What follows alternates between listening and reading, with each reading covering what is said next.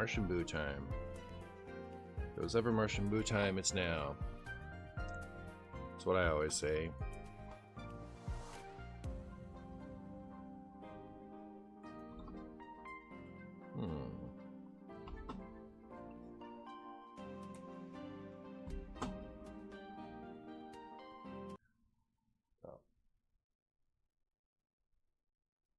That would explain it. There we go. There we go.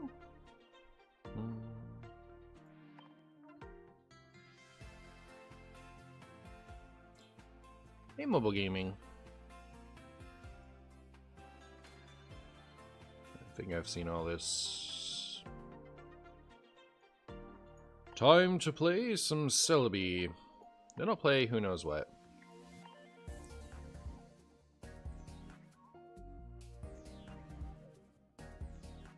Or did they add a bunch of solo content?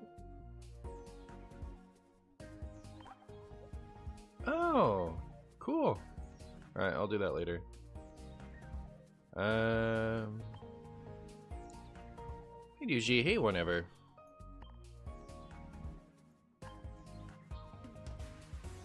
Gives a ton of hourglasses, sick. Alright, I only have Celebi built so far. I'm gonna play that for a bit. I didn't pull Aerodactyl or Pidgeot yet, unfortunately. So, I think I have enough pack points for one, but like one copy. So I'll have to pull one of them, and then I can craft the other.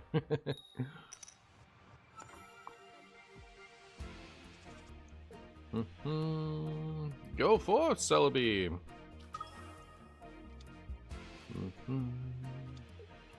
I do miss when Venusaur had this ability that the Serperior has. I don't really love Serperior as a Pokemon. I don't hate it, but I don't love it either. Oh, is this gonna be non-stop Celebi mirrors, by the way? I feel like this is the new exciting deck, right? Like, it's the new, you know, top-down synergy deck. It's not one that you have to kind of figure out.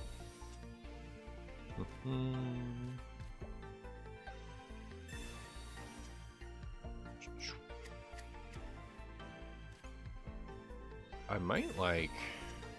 Oh, too bad. I was gonna say I might like a...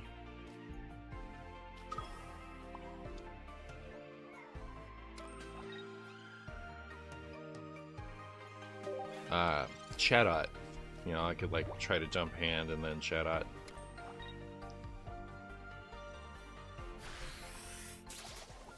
I got 9 packs from solo battles. And believe it or not, all commons unlucky. And that sounds like a skill issue, frankly. I don't know what to tell you. Let's see if I can avoid the skill issue. Oh? Second heads! Aww. Brutal.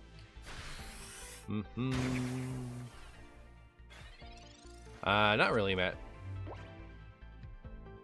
You know, this almost looked like the dark symbol to me, the little Pikachu's eye behind the Celebi there. 2 immersive ones. Yeah, it was really fast, too. It was like in my first few packs.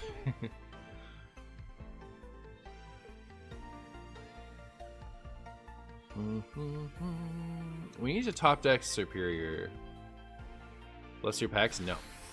I will reverse bless them. I will curse them. Curse your packs. Okay, well.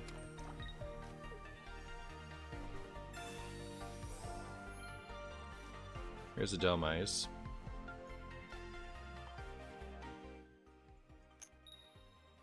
Oh, can we get the second heads?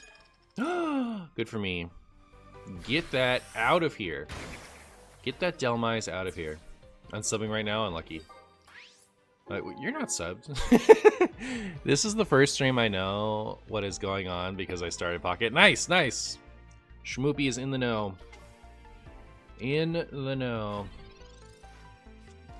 I kept trying to farm a high score with Lickitung only for Celebi X to come out. Farm a high score with Lickitung. What does the Lickitung do? I actually forget.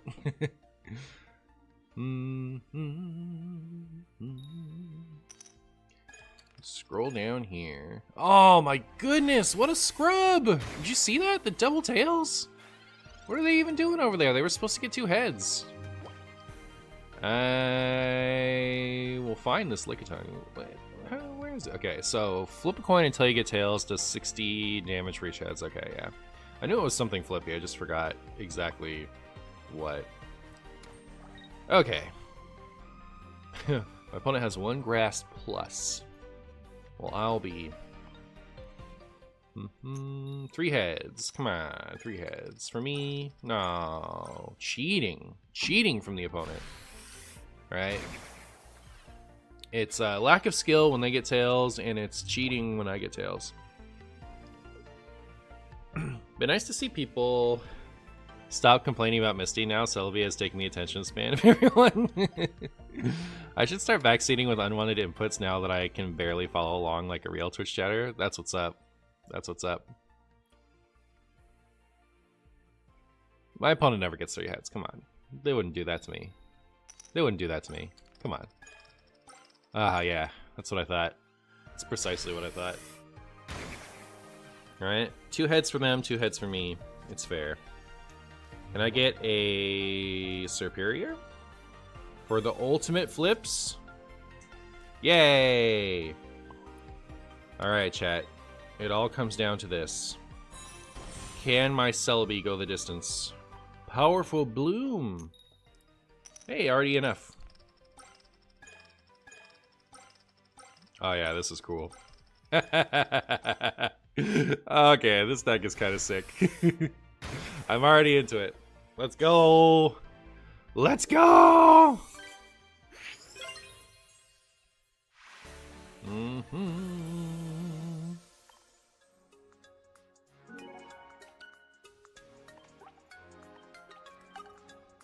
Alright. Crispa. Thank you for your death. Whatever. Okay, I gotta show you guys something. One moment.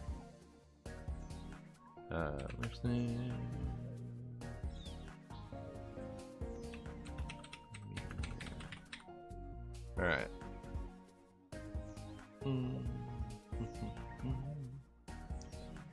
Let me find it really quick.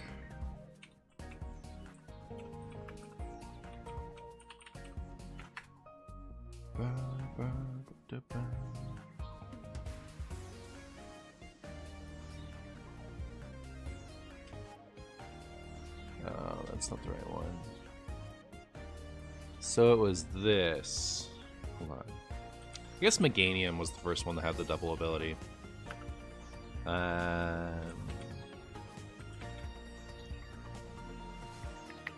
Right.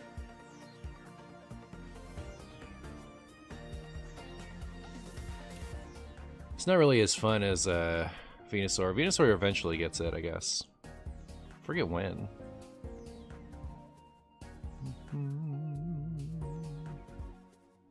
I'll show you, don't worry, chat. I'll show you. You'll see.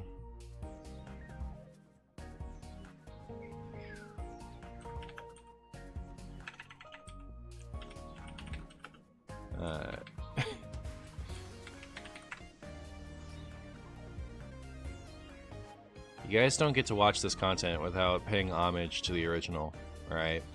Come on.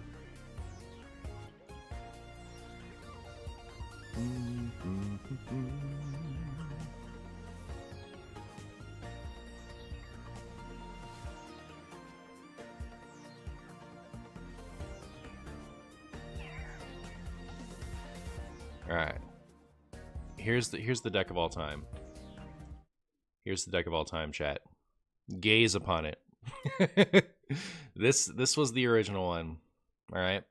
So first of all, like, isn't this the Executor that exists in this game?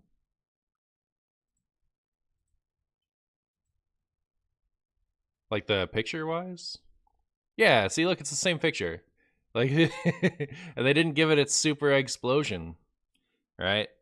So, the power on the Meganium doubles the grass energy, right? Just like the Superior. And then discard any number of energy attached to this Pokemon, flip a number of coins equal to the number of energy discarded this way. It does 40 damage for each heads. So, Very similar. That was significant for back in the day. Like 40 damage times the number of heads. That was a lot. A lot. What's the ideal mix of support mon / cards, Marshy, or is that a simple question with a complicated answer? I mean, like, the simple answer is about half.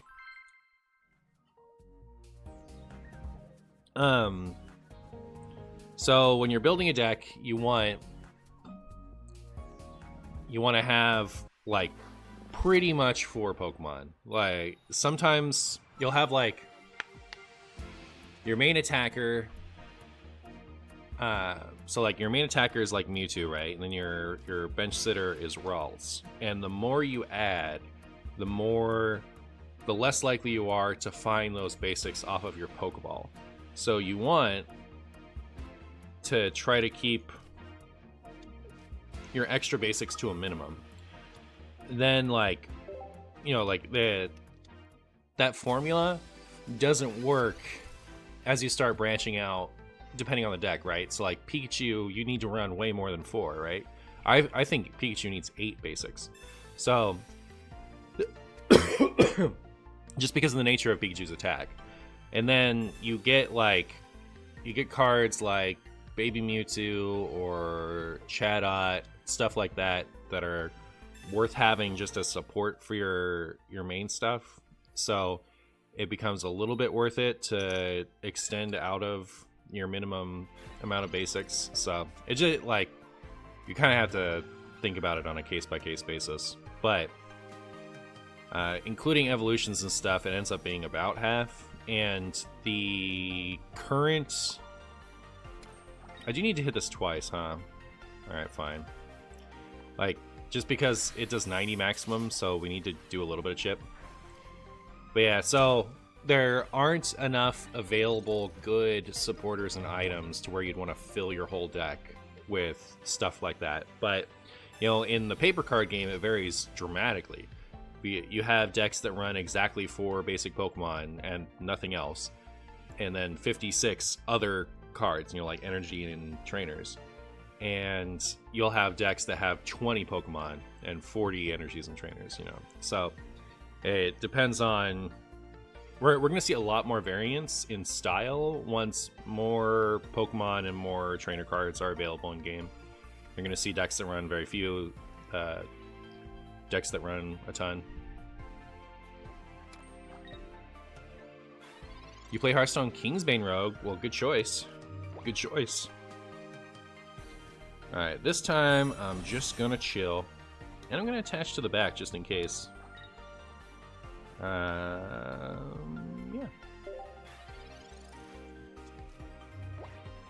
I saw someone saying Celebi was broken when they had 48 energy on them, and my only thought was Alakazam player's dream of running that. Running into that, yeah. Yeah. Cool pocket video today. However, I think you should specify that Eevee and fossils can be found in other packs.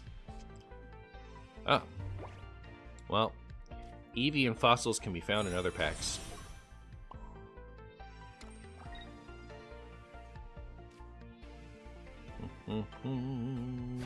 Boop. Well, there we go. Energy Whip.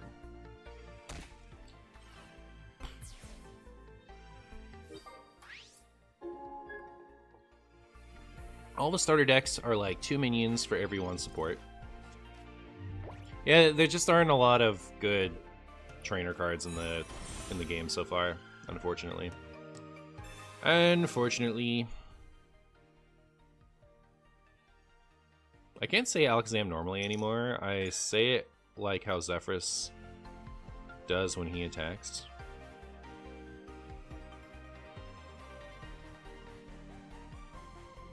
Yeah, I guess it's been too long. Funny observation, Martian talks about Pokemon as he plays it. When he plays Hearthstone, he talks about anything else most of the time.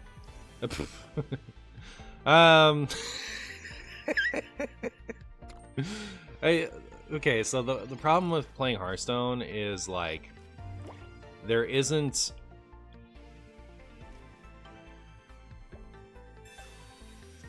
Like, your opponent's running who knows what, right? Like, you can, like... talk about what's happening over here. But in a Hearthstone game, it's like, I don't know.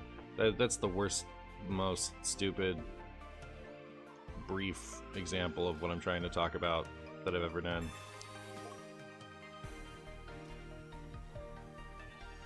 I was trying to figure out why was it always already showing me the X speed, but that's not the X speed symbol. That's the there's something affecting this Pokemon symbol. So they have the double energies. I see.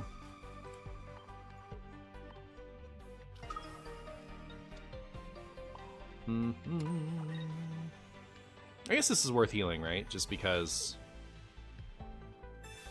it's we already have a big investment in it. Although maybe I should have saved it for my active Celebi.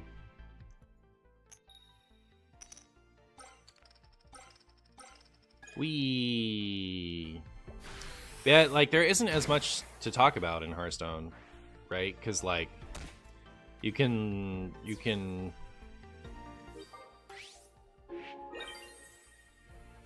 guess what your opponent is up to, but like I don't know, the board states fluctuate so much, and at least in Wild Hearthstone, right? Like maybe it's different for Standard. I haven't played enough Standard, knowing what Standard's going on in a long time, but I would talk about that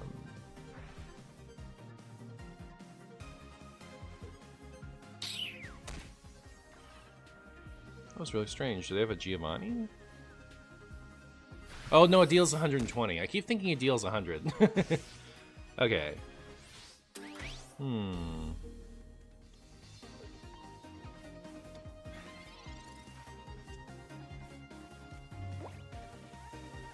Would today be a good day for an invader? Do you mean like an invader deck? Are you gonna make me play a Pokemon deck? They can't knock this out, right? Oh, they can retreat and come up with the Greninja and knock it out. So I retreat.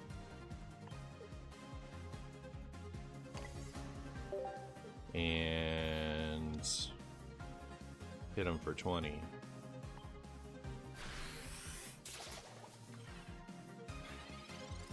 Like, are you gonna have me play a Pokemon deck? Vibrates?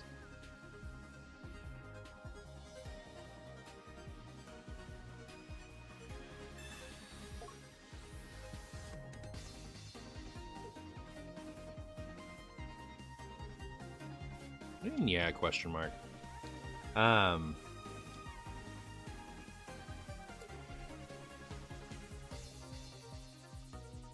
I guess not. I don't know.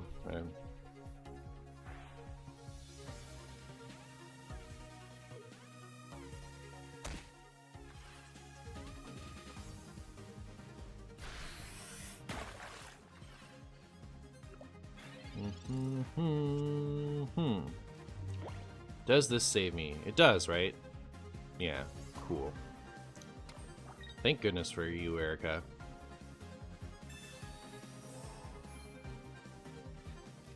Maybe they mean Invader's M. Well, the Invader reward has never been used on Pokemon before. I kind of forget about it when I stream this game. Just like, I wasn't gonna... I might have entertained a Pokemon deck without the attitude, but I wanted it to be clear that I wasn't gonna switch games to do an Invader deck in Hearthstone.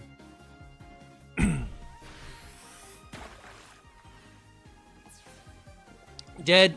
Lost to Scrumbus.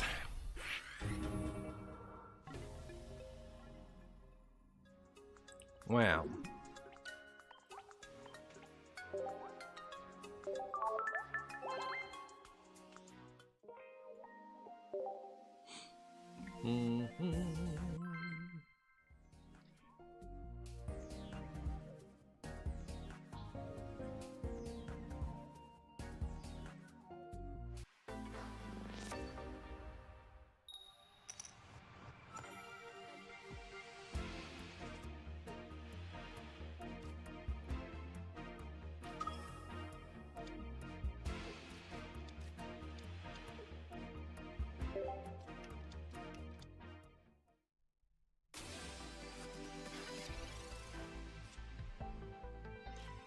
If you want to use your invader request on a Pokemon deck, I'll do it. If I have the cards. I'm not sure that I do.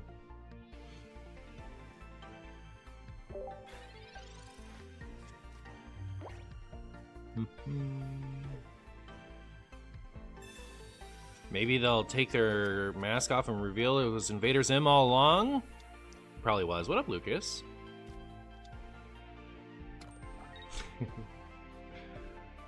How do we feel about the 1-1 execute split?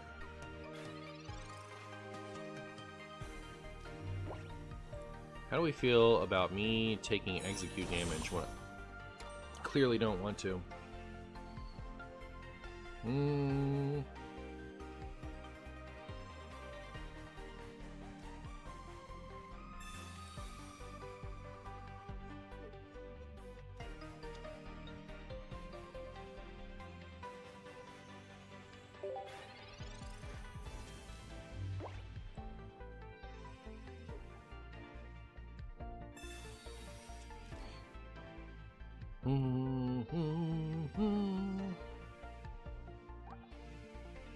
The new Executor is kind of interesting. It clearly needs to go with Superior, but you know, maybe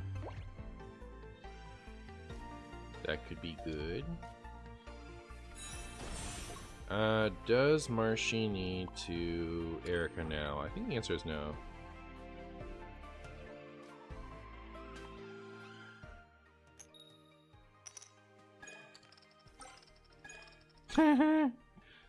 And boop.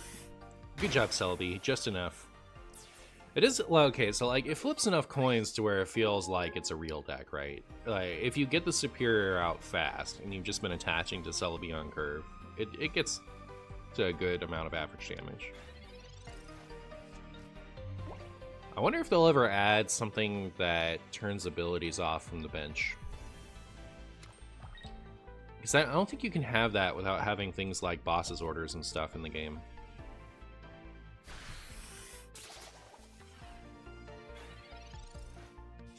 I was trying to think of, like, I know that there was stuff in, like, the Ruby Sapphire era that turned off abilities. And I was trying to think of what it was, because, like, Gusting wasn't very strong back then either. And I think it was just, it all was in the active spot. Like Mucky X and Metacham EX were like ability stuff, turn offing Pokemon, but they all had to be active. Trying to think of anything got played that could do it from the bench. Okay, so there was stuff that could do it. So there was like Delta Pidgeot and it's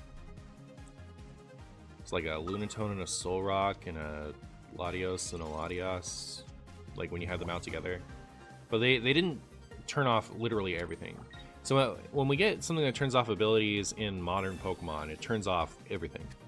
And yeah, the Lunatone, Solrock, Latias stuff that turns stuff off like specific subsections of abilities.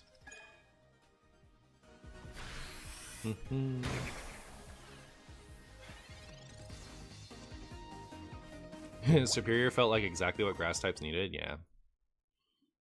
Probably why they won't. Nah, I think they'll explore turning off abilities. They'll either be, the Pokemon will need to be active, or they'll start adding bench stuff, or maybe it'll be like subsections.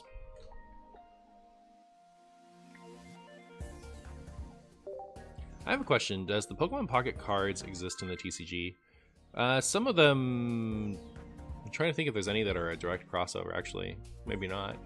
A lot of them are based off of real TCG cards. Like Red Card exists in the TCG, it just does one less card in this than it does in the TCG. Red Card in the TCG was for 4 cards. That card actually ended up getting banned.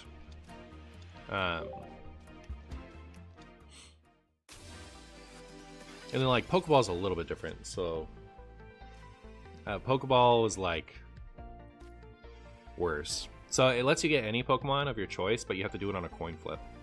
So, so there aren't direct ports, no. I can't think of a direct one-for-one Pokemon Although some of the, like, there are some Pokemon in here that are like 60 health and 1 energy for deal 20 with 1 retreat cost.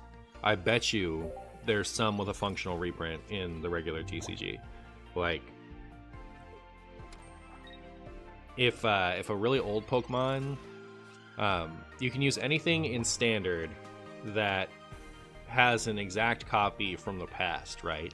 So like something could just ancillarily have the same stat line as an old Pokemon. That's happened a couple times to where like, oh, Caterpie's actually legal right now because this Caterpie, even though it doesn't have the same picture, has the same health, the same attack, and the same retreat cost, and the same weakness.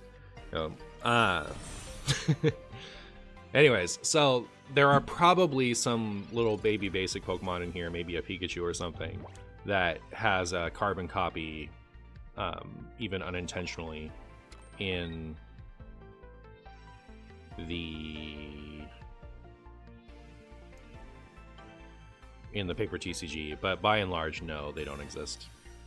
Coldstone, thank you so much for the 11 months of Prime. I dedicate these 2 heads to you. Don't embarrass me. No, Celebi, no! My bad, Coldstone. I tried. I haven't been on Twitch much, but I've been enjoying your YouTube videos. Well, thank you so much for watching. I really appreciate it. Is there a material difference between beginner ladder and full speed ladder? When am I supposed to stop smurfing? I went directly. I've never played on beginner ladder. I just switched it to veteran right away, so I couldn't tell you. I think it's very arbitrary, and you should just do whatever you want. I can tell you that like people who are playing quote-unquote veteran ladder do not necessarily run decks that are good and do not necessarily play them well, so I don't think there's a big difference. But you know, who knows? Hello, Marshy. I have a meme for you. Discord is banned in my country, so I can't post it. My intention is not being rude, and I will do this joke based on yesterday's stream. Hello, Martian. Hello. Cool shirt. Where did you buy it? Martian. Hearthstone is a 2014 online digital collectible card video game produced by Blizzard Entertainment, released under the free-to-play model. Well, I've read that out loud. All I know is I didn't get it.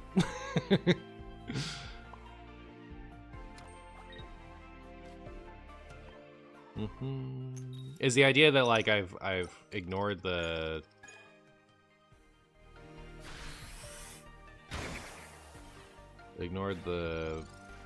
question and just said I'm playing Hearthstone?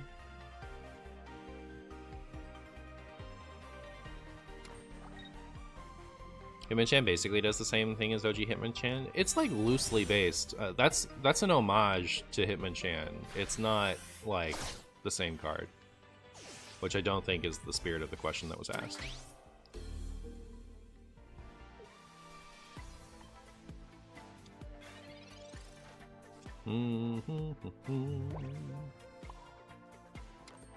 Alright, well, my opponent is going to lose their Dragonair that they've put stuff into. That's pretty good for me. I have these evolutions going on in my hand. That's pretty good for me. I was going to put this Chatot down, but now I can't play another Celebi if I do that. I think I'm going to want to be able to play a Celebi. Sure.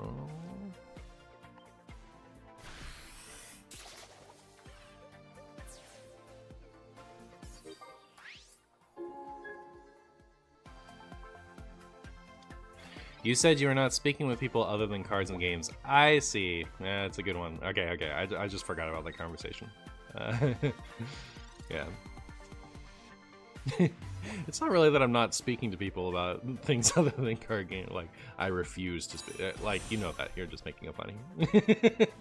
Like, can you imagine if I just outright refuse to talk to anybody about anything other than card games? I will not be talking to you today because you did not want to talk about card games. Why don't you try getting wrecked? Just want to say I love the vid today. You're releasing some of the best pocket content out there, in my opinion. Oh, thank you, friend. I appreciate it. It's very encouraging of you to say. Do you think my opponent is a complete scrub that would fail to knock out any of my Pokemon? So they can hit the Superior twice. Man.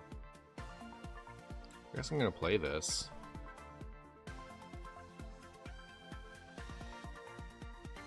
No, I just automatically lose it. I needed the Celebi. I needed the Celebi that turn. I had to get Celebi that turn or I lost.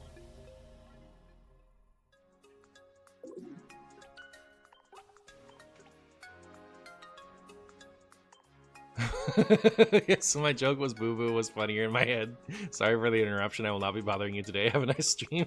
Tell Tevin. I just forgot the context. It was a good joke.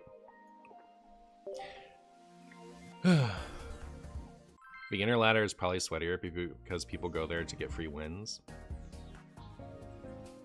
Bunch of rookies.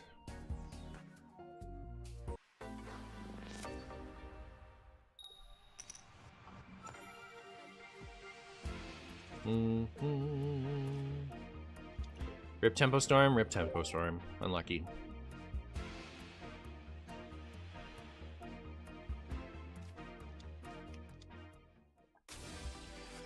Alright, well, I have once again found another Celebi opponent. Oh, I don't know. This deck is probably good, right? How long have I known that the Tempo Storm meta snapshot was coming to an end? Like a year? Something like that.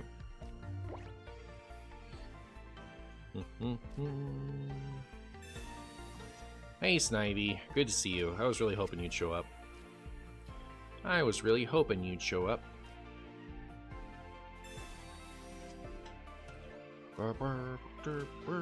Well, I don't have any Celebis, but I do have this and its evolution, so that's pretty good. It's a new shiny deck, an obvious one to build, I guess. Yeah, that's what I think it is. I do think it's probably good, though. Like, it feels like it's a real deck.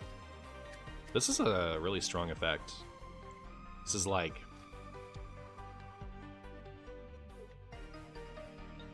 It's got to be better Gardevoir, right? I don't know. It like... Gardevoir starts ramping once it's out. You can ramp in advance of this, and then it just doubles the energy once it comes online. And then... So, like, already better, but also you're not limited to ramping your active Pokemon like you are in...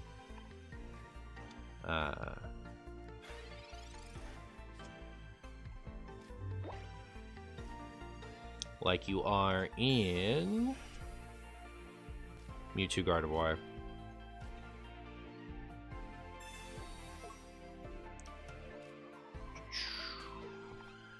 So yeah, I think it's just a better card. I think its attackers aren't as good. Well, okay, the getting to have a non-EX good attacker is good, right? That's, you know, that's pretty good. But like, I still don't think Celebi is as good of an attacker as Mewtwo, but I do think that its support Pokemon is better. And its alternate attacker is good. So, I don't know. Hard to say. Blue got 3 immersive Celebis last night. Oh, nice. Do a Blaine counter deck. That would be some content for the haters. Ugh.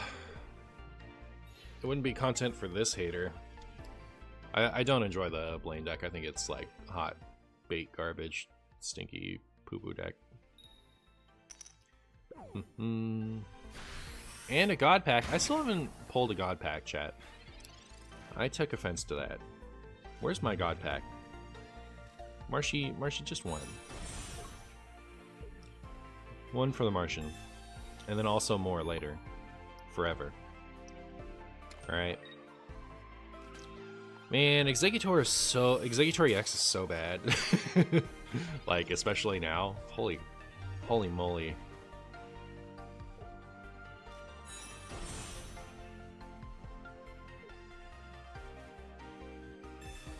Oh. Is Executor the best after all? Is it the Stone Cold Nuts? Also, I need a Celebi immediately. Then you have Shmoopy getting a God Pack instantly. Yeah, that's crazy. That was crazy pants.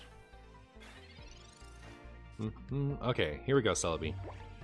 Come to me. Stay away, Chatot. No! Alright. I don't know why I knew.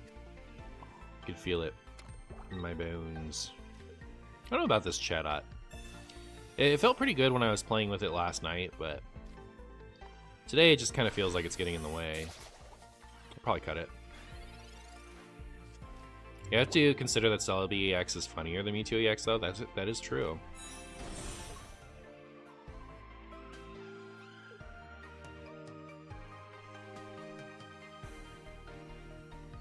What it does, Guapo.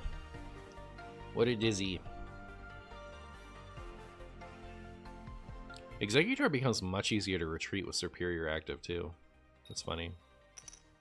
Heads. Rude. Pretty rude, if you ask me.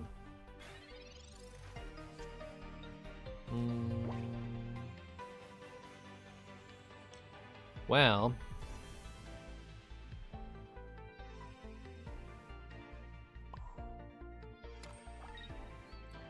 my big Marshy opinion is I'm going to cut this chat out after this game. Celebi is an onion, so it's based. It's pretty based. It's pretty based. Based on a spaghetti soup.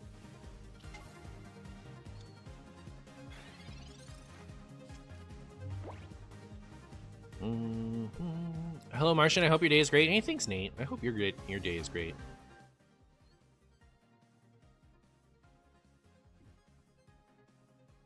Are you guys ready for 6 tails?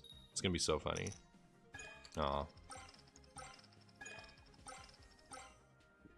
200 damage. Boop. Oh, you know what? I have 2 fancy superior. I pulled them like back to back in packs yesterday.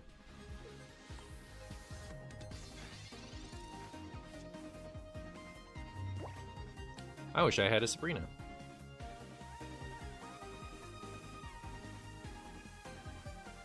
I don't know what to do with my energy.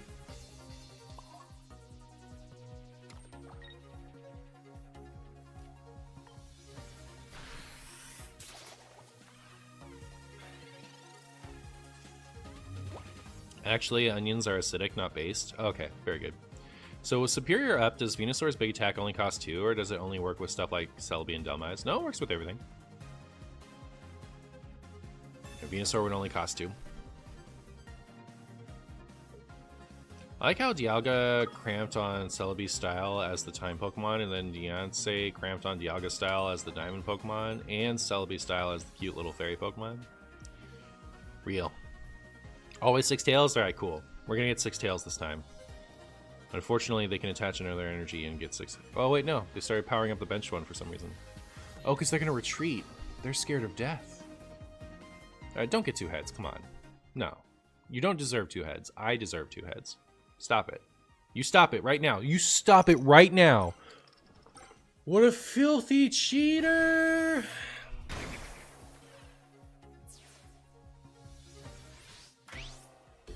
All right. Sabrina, can you just help me out really quick? Just really quick. Come on. Oh, man.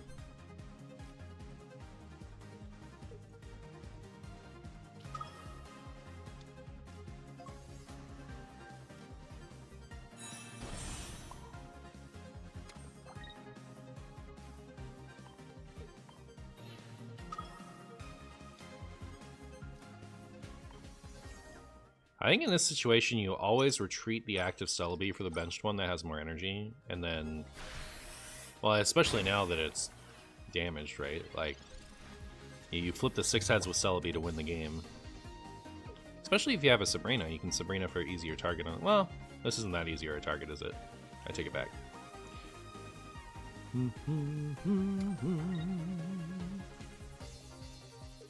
I wish Mewtwo wasn't so popular. It's one of my least favorite designs for a Pokemon ever. Definitely top 5 worst designs for you. Brutal. I love Mewtwo.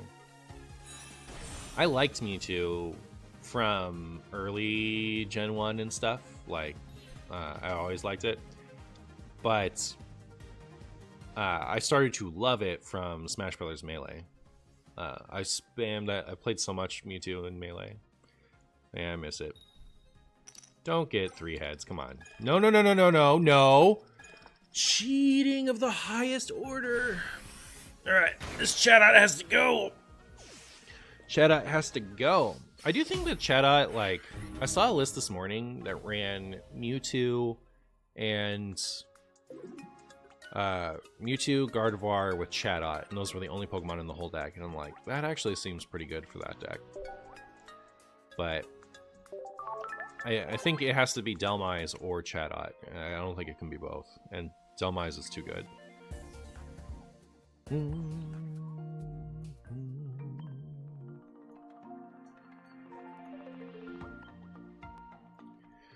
Burr, burr, burr, burr, burr, burr.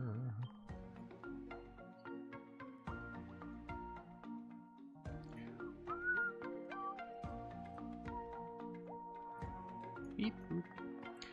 So there's that. Come here, you. No! I want X-Speed. What did I cut one of? Oh, I cut a Sabrina. Alright, so Chatot actually failed me twice by giving me a Chatot when I needed a Celebi, and then baiting me into removing a Sabrina from my deck. For shame. You like Mewtwo from the first movie? That's what's up. Mewtwo will probably be the second deck I play today. It's because, like, it got actual, like, interesting new cards.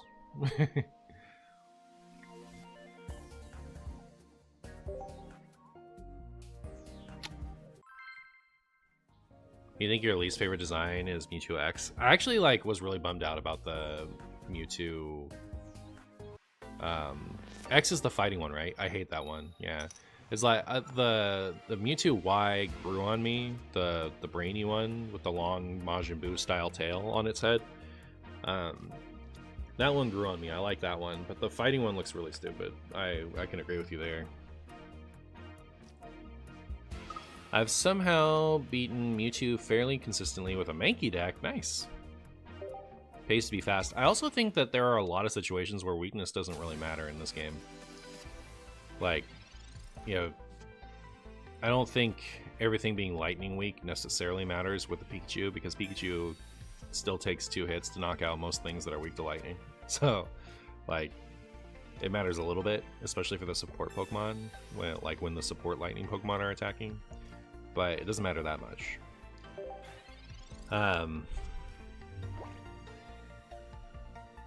Yeah. One of the times that I think weakness matters the most is, like, the Weezing really puts a clock on Mewtwo. But, so, yeah.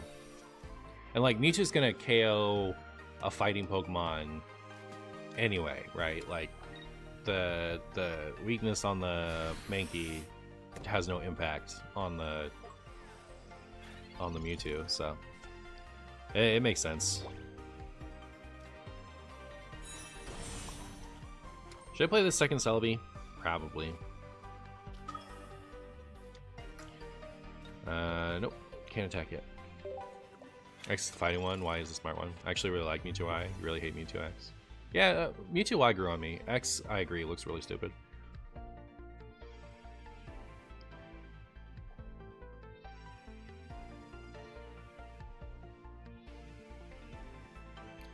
Chatot with Mewtwo list sounds nice because of Mythical Slab. Either you draw a card or you don't, and then you draw one more card through Chatot. I think like with that framing, it sounds bad to me actually, because then like you could just run the Sigilif and still draw a Psychic Pokemon when you hit the slab. It's just like, I don't know. Maybe the Sigilif is just better if you're gonna run something like that anyway. Surely, right? Oh my goodness, look how talentless my opponent is. I'm gonna show them how a real spaghetti flips. All right. This is how you flip coins. Take notes, Marowak. I actually don't like this Superior as much as the more basic one. So it's hard to see, right? I don't know. Powerful Bloom. Let's go. Oh my goodness. See? I told you to take notes. You guys heard me tell them to take notes, right? This is how you flip. That's how you do it. You're supposed to flip like that. It was 2 tails business. Yeah, that's what I thought. Go work on that.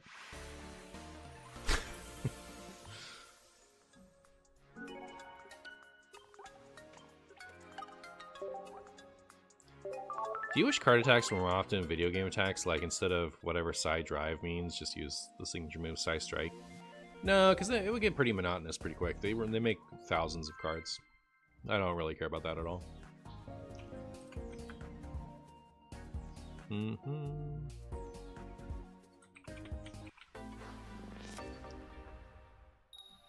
Coin is a paid actor, true.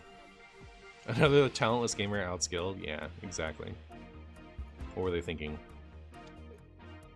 Man, seeing this Delmise before seeing the Superior was like, why are we giving this to Grass? Like, it's gonna be so trash. And then they gave Superior to Grass. It's like, okay, this is better Lapras. Before we saw Superior, this was worse Lapras, because it was Lapras without Misty. But now that we have Superior, we have an actual good card to go with it, instead of a crappy card like Misty. You know what? It, like, as soon as Water... I don't know when this is going to happen, okay? But it is going to happen at a certain point, you know, because I don't know what the cadence of release is going to be. But Water is going to get actual, like, real energy support, you know, a real thing to get Water on the board, like Gardevoir Superior. It's going to happen at some point. And the game is going to have enough items and supporters to fill your deck with only good cards, and nobody will play Misty. Misty is only good because of the absence of good cards. It's like, you run it because why wouldn't you run it for the high roll? But like, that kind of card would never see play in the paper card game, where you have enough options to actually build your deck with some deliberate intent, you know. Is the new Golem better than the old one? I forget what the new one does. I remember looking at it and thinking, what does the new one do? Let me pull it up.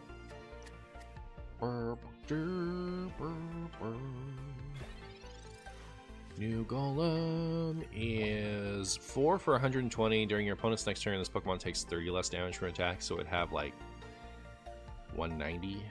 So the old one does 150 damage, which is enough to knock out a Mewtwo, and this one doesn't. So I would say probably not.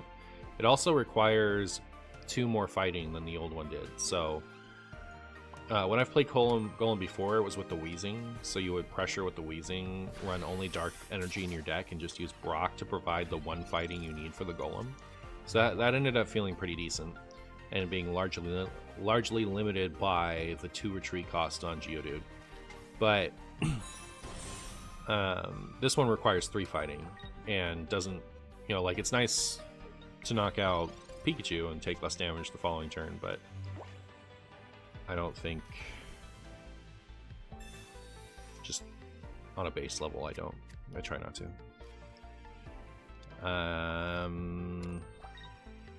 Well, just a little scary. A little scary, chat. If we top deck Superior, this is gonna be great, right? Provided they don't potion. I had a game where I lost to a Machamp deck as Charizard with 9 energy on Charmeleon because the last 2 cards in my deck were both Charizard. Yeah, it's brutal. See, it's situations like that where I kind of consider putting in the baby Charizard just to make sure that I find an evolution, right? See, Misty is a terrible card. Did you see how awful that was? What a disaster for them. Top deck Superior, show them what's up! Oh, how does he do it? How does he always do it? Alright, cool. My opponent is about to uninstall. Especially because Articuno can't actually finish off the Delmise. Unless they get a more talented flip on their next Misty. How does deck out work in Pokemon? Is it insta-death? Instead of... in this game, if you deck out, nothing happens. There's a hard turn limit of... Is it turn 30 or turn 45? Something like that. I've only ever gotten there once. I was playing the Exeggutor deck, and so was my opponent. We were like shuffling our Pokemon with Misty out or something like that. Like we had Butterfree and not Misty, Erica and Butterfree. So like we neither of us could kill each other in the time allotted. So we got to the end, but like it times out eventually. There's like an amount of time. There's a total time that can be spent, and there's a total amount of turns that can take place. And once one of those conditions are met, the game ends in a draw.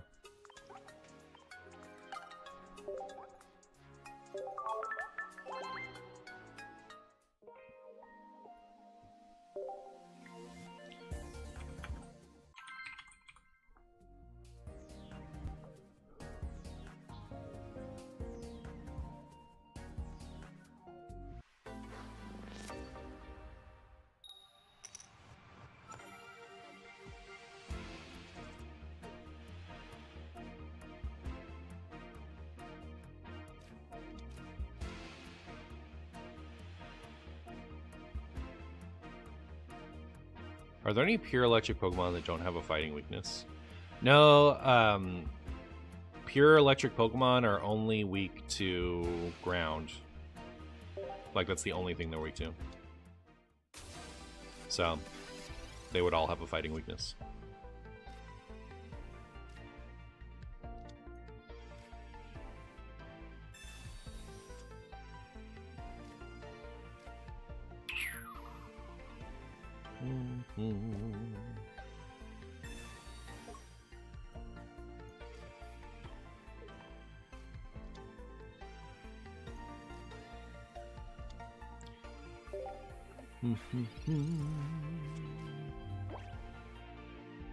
There's no space between the link and Pokemon. Yeah, I need to fix that. I need to... So, someone's commenting on how the link is broken in my... I have like a little...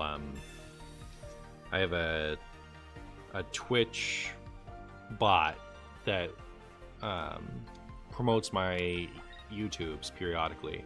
But for whatever reason, no matter how I space it, it refuses to have two lines. So like I want to have like a link, a Hearthstone link, and a Pokemon link. But it won't let me have Hearthstone : a link and Pokemon : a link. It smushes the Pokemon attached to the Hearthstone link. So the Hearthstone YouTube link doesn't work, and I need to fix it.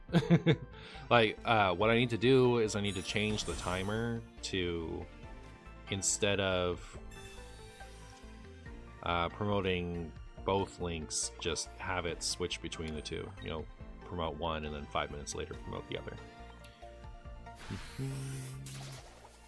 Which is annoying because I really wanted to just show both, but like, if it won't show them both, I won't show them both. So, yeah.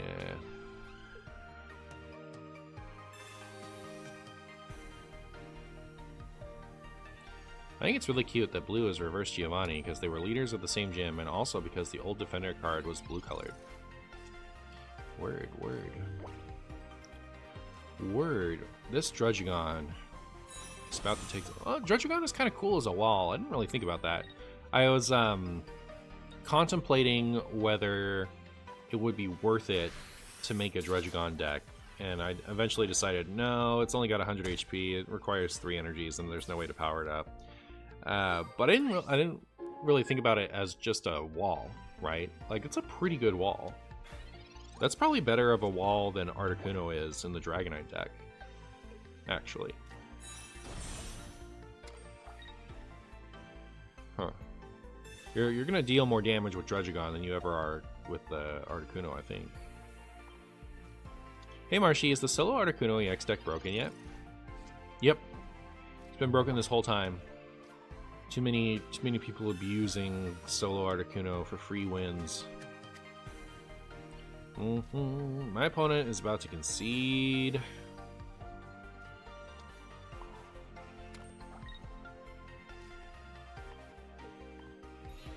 Yeah, Superior is so nuts.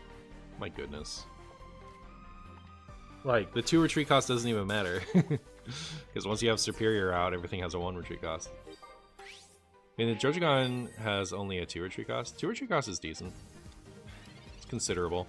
Okay, playing through the CPU battles, I thought Superior applied extra energy when you attached one. Applying to existing energy is insane. Yeah, it's I have experience with this effect in the paper TCG, so I just assumed it worked that way. But yeah, I could see how I could see how you could interpret it that way. It's cracked. It's like really good. I don't even think the Celebi is that good. It's just like the best attacker available, right? I think the Superior is the broken card. And you know what? That's good. Superior was due for a broken card because it has never had a real card in the TCG that I can think of.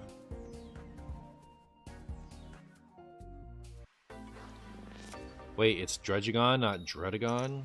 Listen. Alright, listen.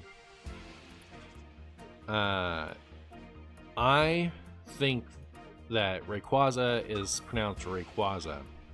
And then you go and watch the anime and Ash is out here saying Rayquaza.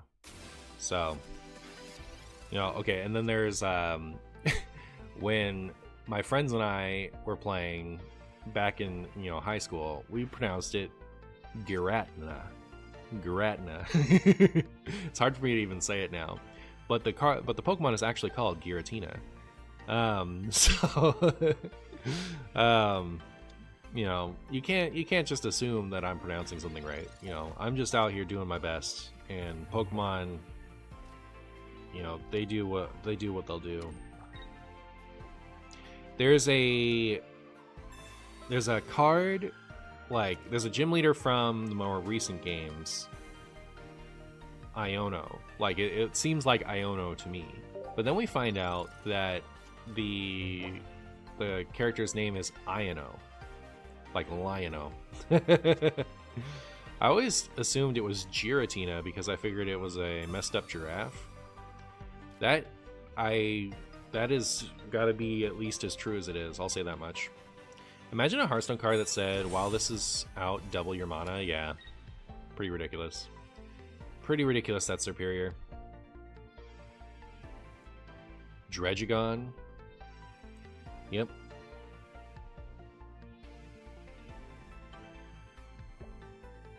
Sabrina. Rude. Actually, so rude. How dare you. My opponent is running Porygon. What a gamer. My opponent is an absolute gamer. Of the highest degree. Of the highest spagoo. Do I Sabrina because Porygon is an easier knockout and Kirlia is a better knockout for the same energy? Or do I not Sabrina because I'm going to get two tails because I lack the skill necessary to compensate for stuff? They probably feed me the Porygon, right? They're not going to risk the Kirlia. I'll take the easier knockout.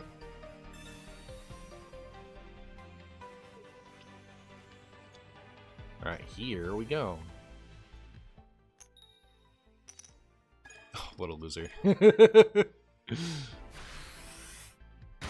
Porygon is one of your favorite Pokemon. The opponent is based? That's what's up. I actually also have always liked Porygon. Especially once Porygon Z came out. Porygon Z is very silly. I think it's really funny that Porygon fell on its sword for Pikachu. There's this episode of Pokemon from the 90s that was never released internationally because it tragically gave some of the kids who were watching the anime seizures. And so they never released that episode, and they never let Porygon exist in an episode again. Like, no form of Porygon has ever been in the anime since, because of association with that episode. But the Porygon wasn't what did it. It was Pikachu's Pikachu did an electric attack that caused the problem. So Pikachu is actually the culprit.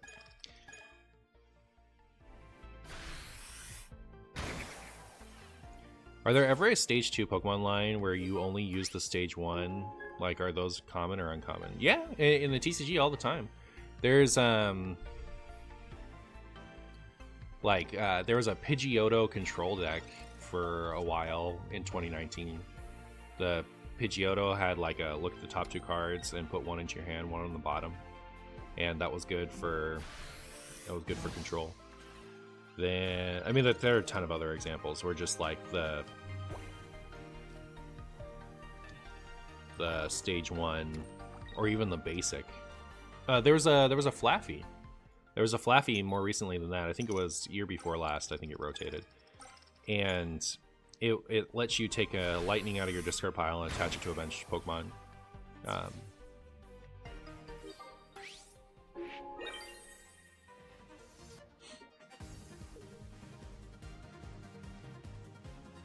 Porygon Z is OP because it gives Porygon 2 Eviolite. That's true.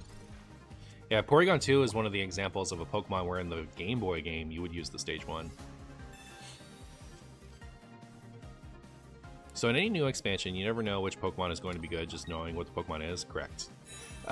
In the paper TCG, we're about to get a baby Pokemon that's going to be widely used. So Badoo, which evolves into Roselia and then to Roserade. It has an attack for nil energy that deals 10 damage, and your opponent can't play any items on the following turn. And that's going to be played in like lots of decks, you know, with no intent to ever include it. Well, you can't actually evolve from Badu to Roserade in the Game Boy game, so I guess that's kind of a bad example. Not in the Game Boy game, in the card game. They've had this thing recently where they're not even bothering connecting the baby Pokemon to the Pokemon they evolve into in any way, shape, or form. It's like you can have a Badu in your deck, you can have a Roselia in your deck, but they can't evolve from each other for some reason. Which is just a vestigial from the baby Pokemon coming out after the basic Pokemon. So like they don't want to print a stage 1 Roselia because they've printed basic Roselia. So then like it causes confusion, like can your stage 2 Roserade evolve from your basic Roselia? It's hard to say.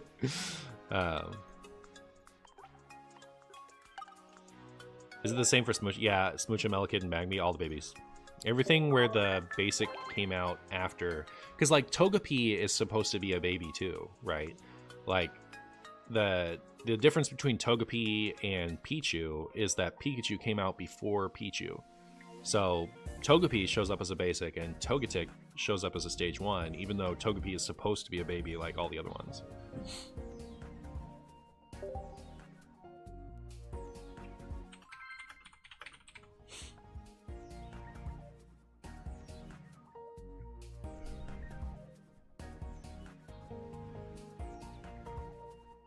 In the Game Boy game, I think I used Charmeleon for his full colorless attack. Yeah, Charmeleon was better than Charizard. Yeah, that's funny. In base set Charmeleon, the base set original Charmeleon is a better card for its time than the base set iconic Charizard. The Charmeleon, kind of like what Chuckle is saying, had a colorless attack that was 3 for 30, which was fine. It wasn't good, but it was fine.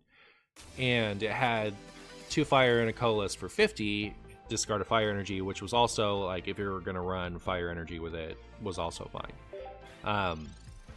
And it had 80 HP on a stage 1. So these are all like, you know, you can actually attack with the Charmeleon. Like you'll be able to, you know, do good stuff. 80 HP was high. Being able to have a fully colorless attack was really good because of double colorless energy. But yeah, the Charizard was impossible to power up, like absolutely a disaster. So actually wasn't good, if you can believe it. Why is there a Tentacool and a Moltres together? What's going on here? Wins Baby Coughing and Grimer? Real. Martian, did you hear that the next expansion for Pokemon Pocket will have more cards in it? You know, I didn't hear that, but it doesn't surprise me. What is a horrible Pokemon in current standard that would be crazy in base set?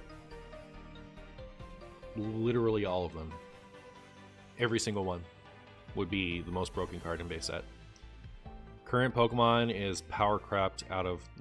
okay, so there are some Pokemon that have like... Well, okay, so I was about to say there are some Pokemon that have like 60 HP and 1 for 20, but no, that would, like, depending on the type, that could be good. You know, that's the power level of base set. Or like 1 for 20 depending on type and 60 HP. That's all right. That's an all right Pokemon. But yeah, like here, let's look. What's the most recent set? Was Surging Sparks.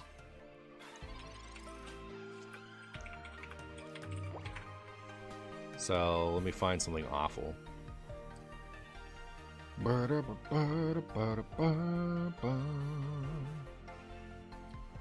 Like the worst thing I can think of. All right. So here we have... This is a Rabasca. So it's 70 HP, 1 retreat cost. Absolutely terrible for modern standards. 1 for draw 3 and 1 for if there are 3 or fewer cards in your deck, this attack does 200. But ignoring that, 1 for 40.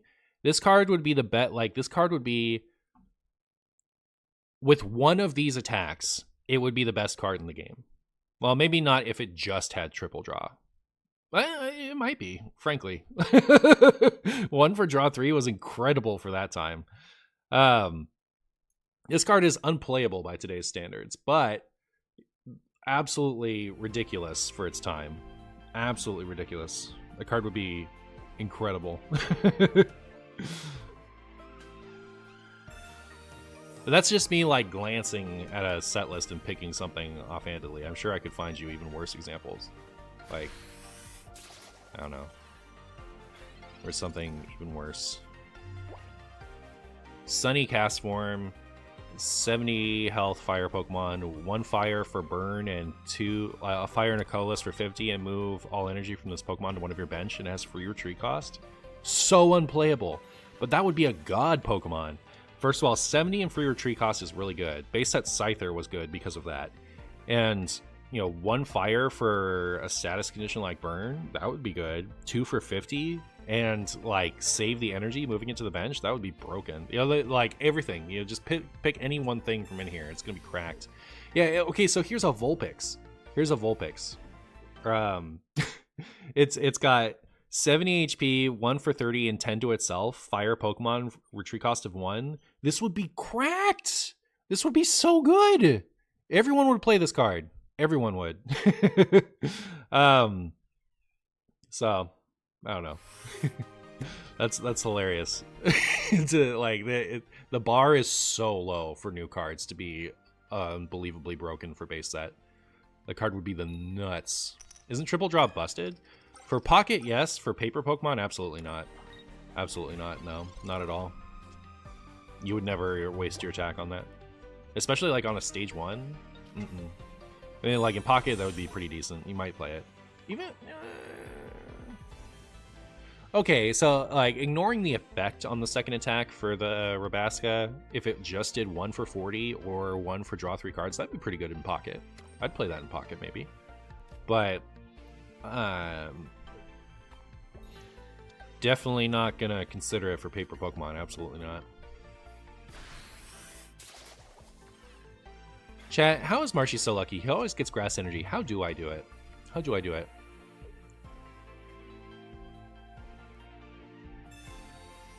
When did the supporter trainer system start? Didn't the original set not have any distinction? Correct. In the original set, like for the first 4 sets, all trainers were called trainers and functioned like items. The 5th set introduced stadiums, and the 7th set introduced tools. Supporters weren't introduced until the 11th set, and I mean, like, it was years before trainers became items. Like, trainers functioned like items unless the trainer said otherwise, and it wasn't until Black and White they started calling them items. Though, so that when Black and White came out, it was like 2012, 2011, something like that. So, like 12 years into the game is when things started getting called items.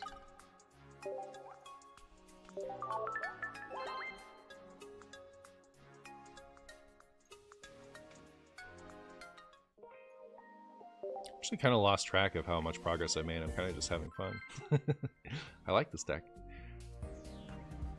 Do you think they will print one day a Pokemon that draws with their ability, like Shaymin EX or Claydol? Oh, sure, yeah, absolutely, I think that. Pretty much anything you can think of, they're going to explore it in some way or shape or form.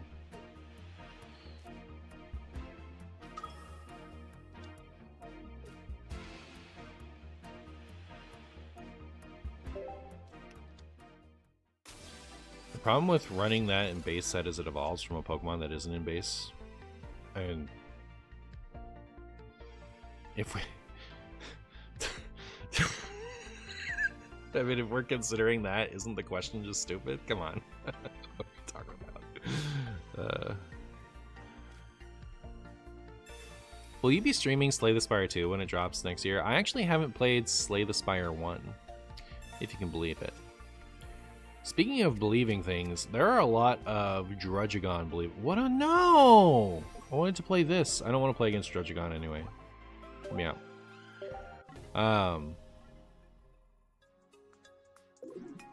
Does Pokemon generally try to print cards in a balanced form? I mean, like, I can't tell you whether they try. But no, they tend to print a bunch of, like, garbage and then a couple things that are really powerful. So, like, I would say the average power level of card was pretty good during the Ruby Sapphire era. And then they were still okay for most of Diamond and Pearl, but ended with large imbalance and has stayed largely imbalanced since. You know, there's a huge disparity between the good and the bad that started kind of towards the end of Diamond and Pearl era and has continued to this day. But yeah, it was really cool. So growing up with the Ruby and Sapphire era,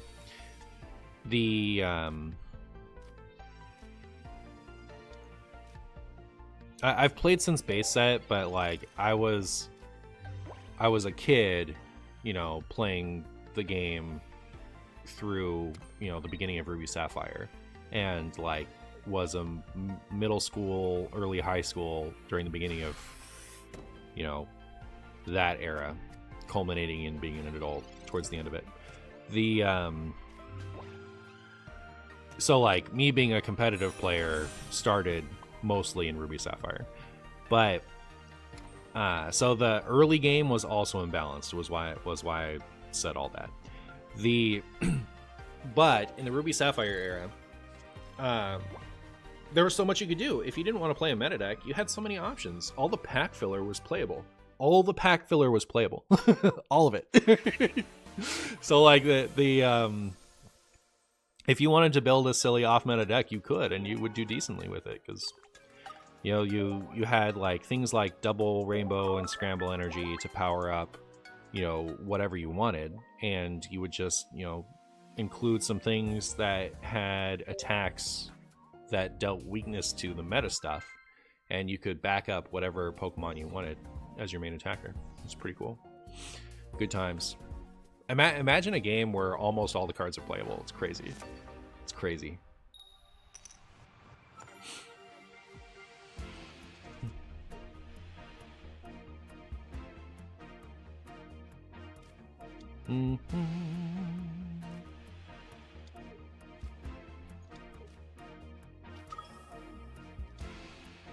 Pokemon has a card legit called Double Rainbow. Yep.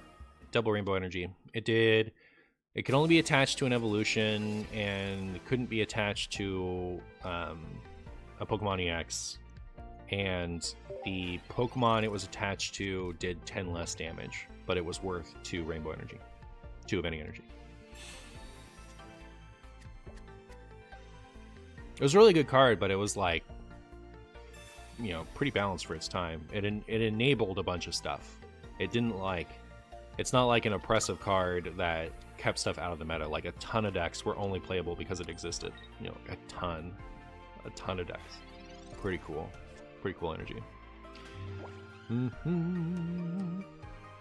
Well, I guess I'm just gonna start attaching to the Celebi, because I don't know what else to do here. Should I Sabrine? I guess I should. Do certain energies usually do certain things? Like I noticed the fire types have powerful attacks but have to discard energy. Grass heals itself. Fighting likes self-damage. Electric likes the low-cost attachment, etc. Yeah, things tend to have general themes. But they changed a little bit over time. Like, you know, lightning today might... so that's actually a good example. So lightning tends to have Pokemon like effects that take a lightning out of your discard pile and attach it to a bench Pokemon. That's a lightning theme, but that was originally a fire theme. Like the blazing. Why did I send that up? Oh, thank goodness, it was rewarded. Rewarded for my terrible, terrible decision. Again, no, it's fine. Like, I didn't want the Celebi to take that damage, right? It's not like we had what's call it in hand. I respect my original instincts. Now, I think if they want to... If they want to Lieutenant Surge onto that Electabuzz to knock out my Snivy, I think that's fine. I wondered about that. There's a color identity in Magic that doesn't feel the way in Pokemon. Steel types use equip items and some more, but not that well defined when compared to MTG. Yeah, they kind of go with the flow. There's not so like discarding energy when you attack is a very fire thing. That's kind of been a fire theme since inception. But other things can have attacks that discard energy. It's not like only fire will do that. So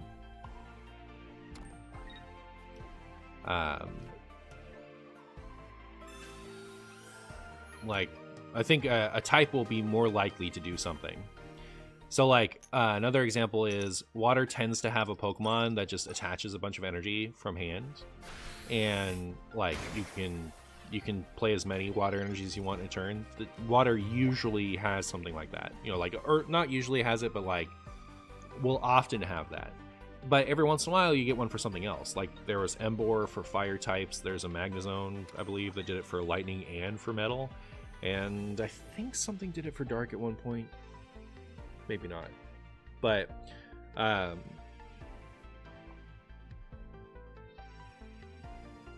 yeah, like they're like the Rainbow Dance Blastoise, yes. There's just been a ton over the years that do that. It's a running water theme. 90 is pretty good here, right? Like they can't actually knock this out with anything they have out.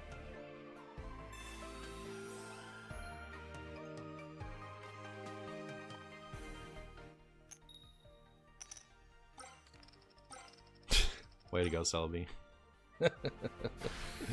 Never underestimate the power of overkill. I actually tried the Golem Duck Trio Marshadow deck that you used a bit the other day. Was really fun, even with all the Celebi around. Are you mixing me up with someone else? Because I have definitely never played Golem Duck Trio Marshadow. Pikachu got nuked. Yep. They got what was coming to it. My opponent did not believe in all the tails that was possible for me. Like I could have flipped a ton of tails with the rest of the game. They were still in it. All right, come on. My opponent has more faith in my heads than I do. We should play one more. I don't think that's a good one to end on. But it was still fine. Celebi deck actually feels really good just because of Superior. It's so stupid. Oh, maybe. Is flat 20 Pikachu better or worse than new Circle Circuit Pikachu? I think Circle Circuit Pikachu is better. Because, like, if you have Pikachu, if you've built your deck right, and you only have one benched Pokemon, you're in trouble anyway, right? So, like, if you have two, which is still a little bit behind, you're dealing the same damage. Like, you're very likely to have two if you have enough basics in your deck for the deck to work properly. You know, it does the same damage, and then it's upside if your bench is full. So I think the new Pikachu is much better. I would always use it myself.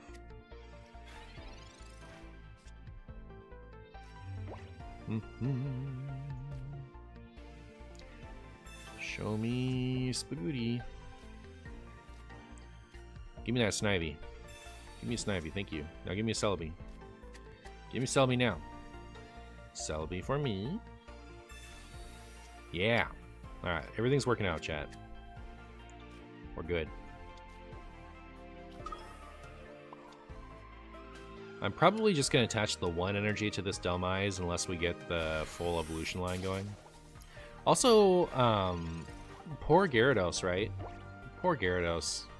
Its first card was absolute trash, and then it gets an EX that's even worse. Like, how? And I forget what it does. I remember seeing it and going, oh no. Oh no, you poor innocent Gyarados. So yeah, it's got 188. It has 180 HP on a stage 1, actually. That's interesting. But then for 3 water and a colorless, it does 140, which is interesting. Misses Mewtwo, but you can Giovanni.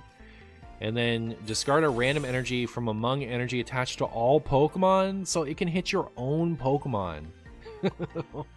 I think that's brutal. Chat, I actually think that's brutal. I think that's a disaster. That is a disaster for the Gyarados fans. I think the card is hot, steaming poop. Hot poop, chat. Any plans of trying Blastoise EX with a new Vaporeon? Do you think they make sense together? I don't know that they do. I would play Vaporeon with Articuno and Starmie. I don't think I'll do that today, but I'll probably do it at some point. Hello, not the superior I wanted. Way to be... stool. Alright, I think my plan for now is to Energy Whip again this turn, come up and get 2 heads with Celebi next turn, and then just run away with the game. That's my plan.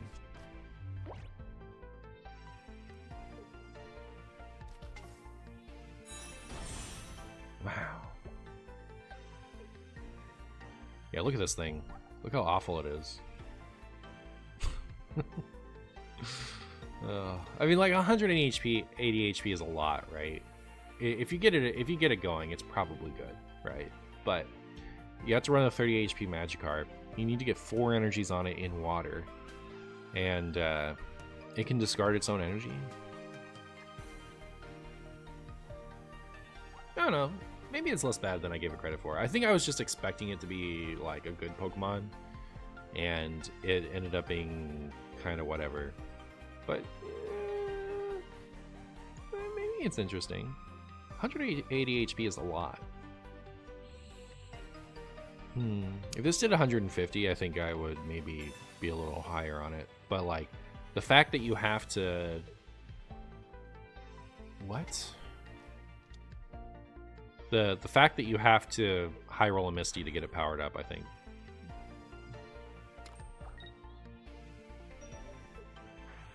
Do you ever run 2 EX and 2 babies of a stage 2 to maximize evolution odds? I have not yet. I think I would consider that for Charizard or Venusaur.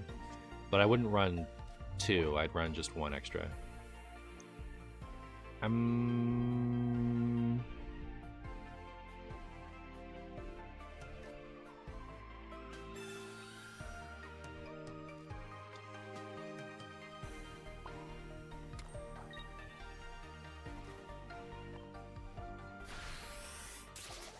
As soon as we get Servine, I think we'll be okay. Isn't Gyarados bad since it hits itself? I don't think that's the worst part of it. Like, the fact that it can hit its own energy, I think, isn't quite the worst part of it. I think the worst part of it is that it takes 4 energy.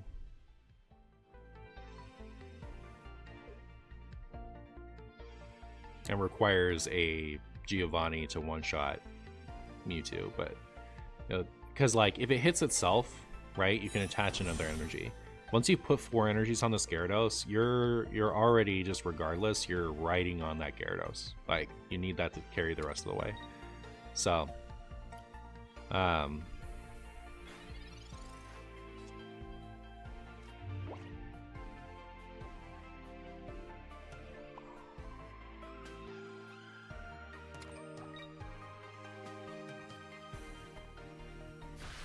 riding on Gyarados sounds pretty funny. You could do it in Let's Go Pikachu. Ride on Gyarados. Removing energy is such a pointless thing on high power attacks too. Yeah, but I mean, like, it could be any, right? Like, if you knock out the defending Pokemon, you know, it could still remove energy from a bench Pokemon, which could be potentially pretty devastating. So there's that. Nice to have a Delmise here. For just in cases. You know, eventually we're going to top deck superior, and we're gonna be able to finish off this Vaporeon, right? Eventually. We still, okay, so we have two, get out of here, you. Nobody wants to talk to you.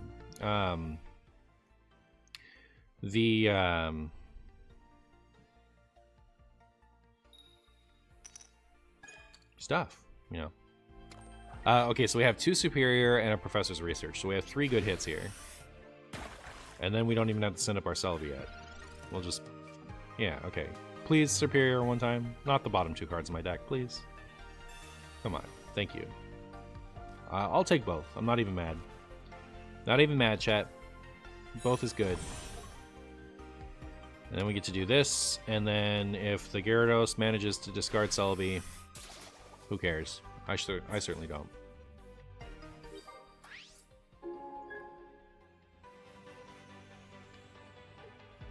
They stack? They don't stack. No, it actually says right in the thing. This effect doesn't stack. See, this effect doesn't stack. Are energy removal cards usually items or trainers? They don't really print energy removal on trainer cards anymore. Actually, no, that's not true. When they do it, it's either very specific. And I am just like erasing Crushing Hammer from my mind too. It's like, oh, did they hit my Celebi?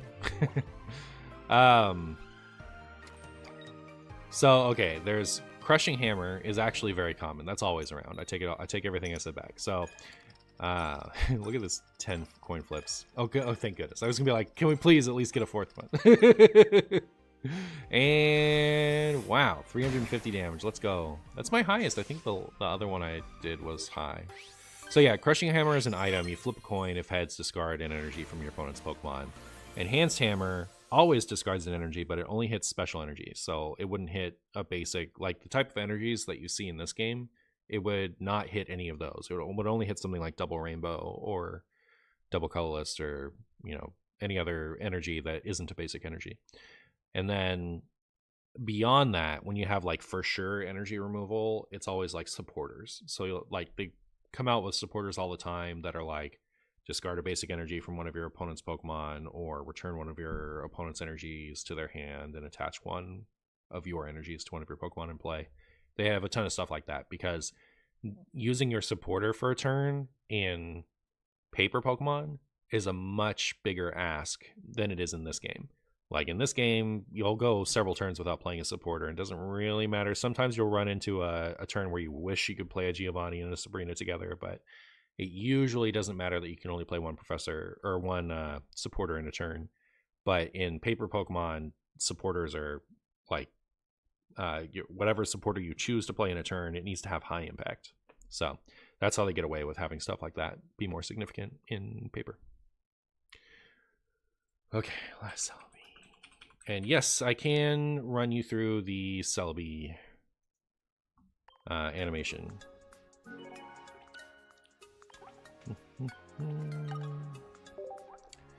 Pound it, sharpshooter. What's good, little man? You know, I'm just chilling. Just keeping it real.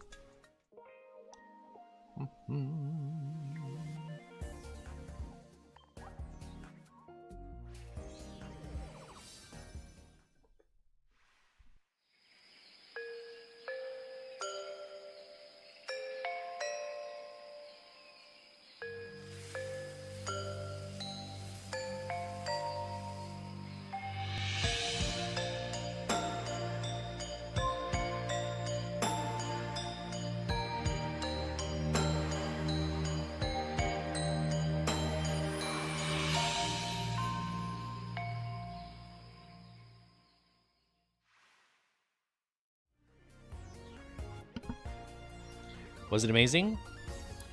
Was it everything you ever thought it might be?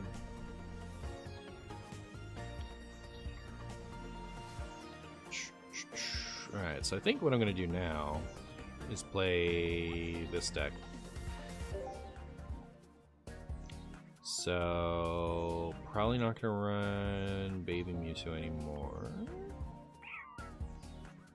It also feels kind of weird to run immersive Mewtwo with basic Mew, so I'm not gonna do that.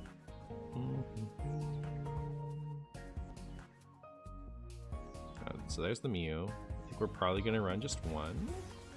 I like how everyone can just play this terrible card now. No more pay to lose this Mew.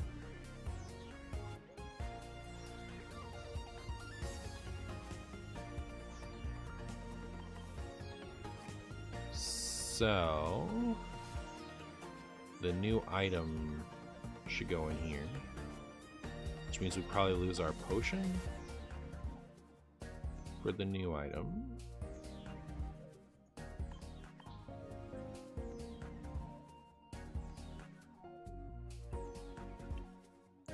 Is the little Mew immersive as well? It is. It is.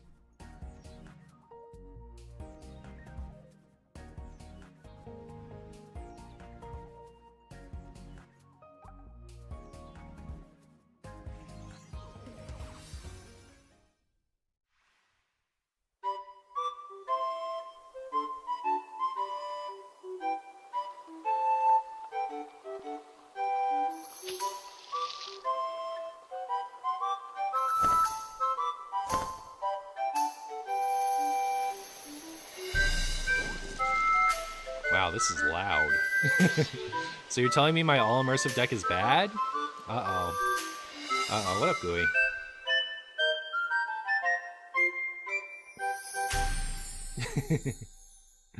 Did you pull a new like fancy Mew?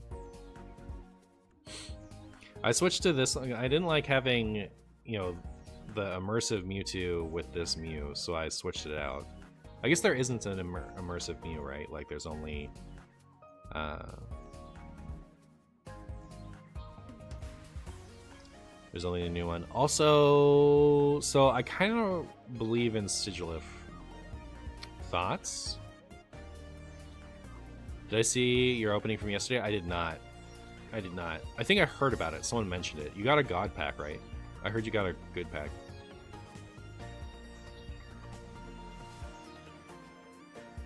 I keep opening Stage 2 EX Pokemon thinking, wow, time to play with this, and I realize that, oh, I don't have the Stage 1. Brutal! What's the difference between this and the app where you can scan QR codes from the IRL packs? It's like trying to play Hearthstone and Magic, I guess, is a fine example. They're very similar, but they're also different enough to not be compatible.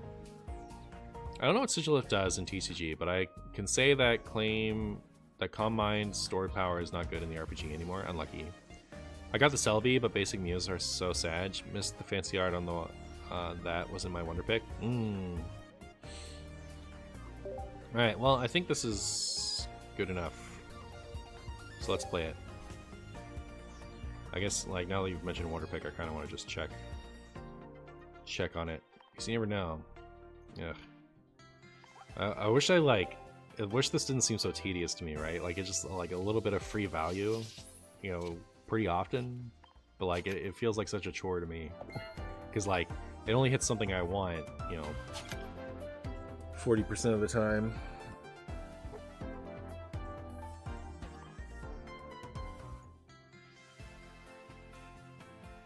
So I shouldn't complain about it, but like it's just enough value that I can't ignore it, I guess is my point.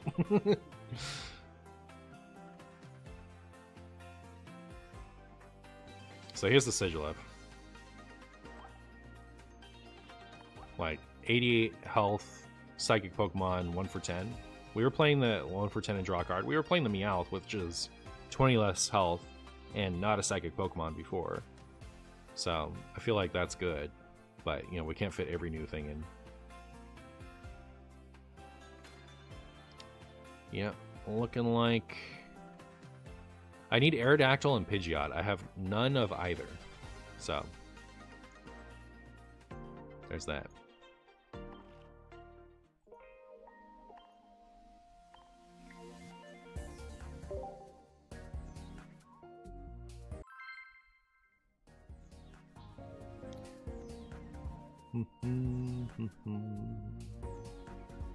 It's like MTG Arena and MTG Online. No, it's not. Those games are completely compatible. They're both just based off of... That's just not true at all. I don't know why I got so brutal with that. Like, you can't play these cards with the new cards. Like, the MTG Online and MTG Arena use the same card pool with the same game, right? Not quite the same card pool. There is the stupid alchemy cards in Arena, and there is, like, MTGO has all the cards versus MTGA just has a few of them, but like they play together. This is, you know, a take on the this is a take on paper TCG, and Hearthstone is a take on Magic style mechanics. So like the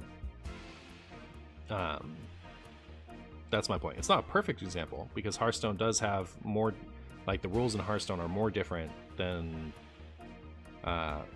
from Magic than this is different from paper, but MTGA and MTGO are both the same game with slightly different card selection and different UIs.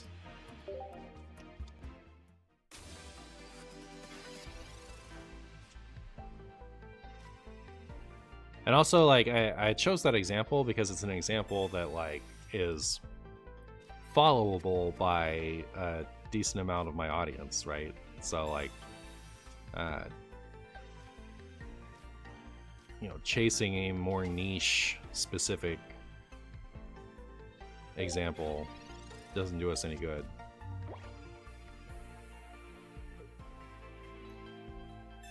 Didn't they have MTG Spark Battle or something like that that was Hearthstone-ified or Magic? I don't know.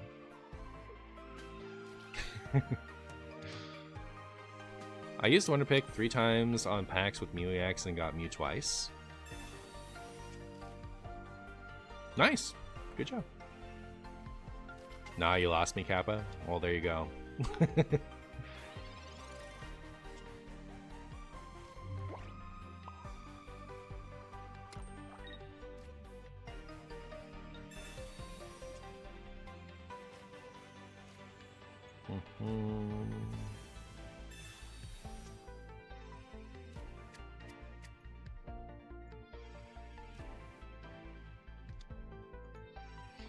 Interesting. I guess you would know better because you play Pokemon regularly. Yeah, I don't know. So like in paper Pokemon, you have 2 more bench spots, right? There's nothing like that when you compare Arena to online, right? There's no like base rule changes. When you weakness in paper is for the most part, at least modern,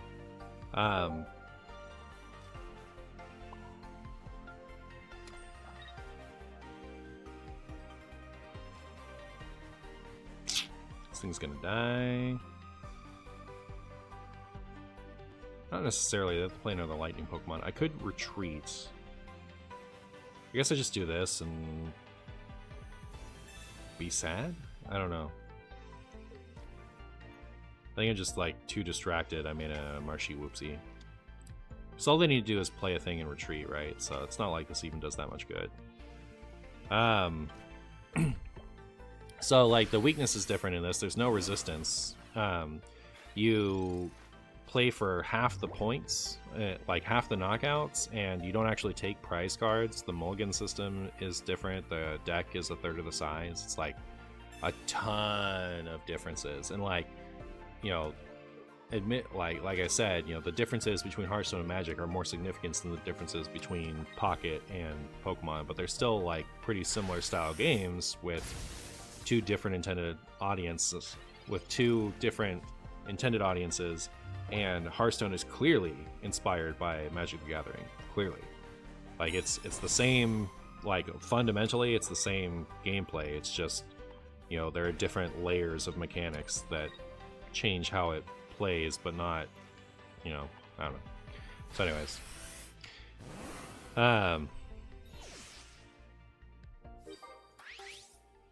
yeah. Did I ever play Warcraft Paper TCG? That game was fun. I did. I loved it. You can see I have like a little there we go. You see I have a Scourge War playmat right here. They good times. Good times. I think World of Warcraft TCG was really cool because if you compare it to Magic and to Hearthstone, like it was classes in Hearthstone, but not as restrictive as Hearthstone. So classes had like subclasses, and you weren't just limited to class cards and neutral cards. There were dual class cards, but more evergreen, and there were also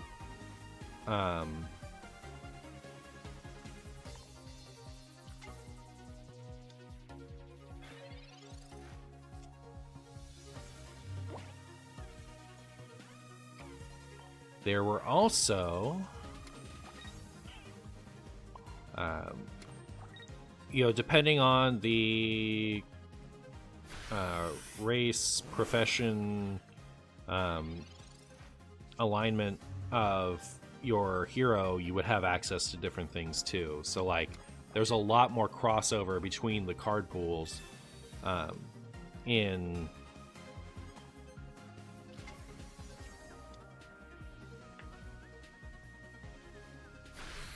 World of Warcraft than there is in Hearthstone. But also it's Magic's land system without getting land drought, right?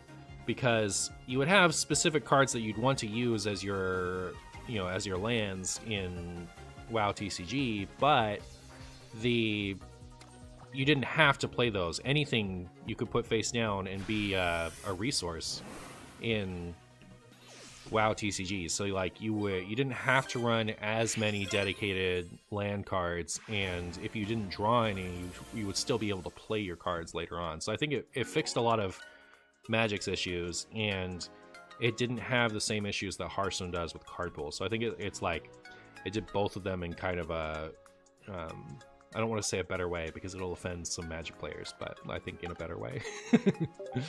I'm gonna go to the restroom and be right back.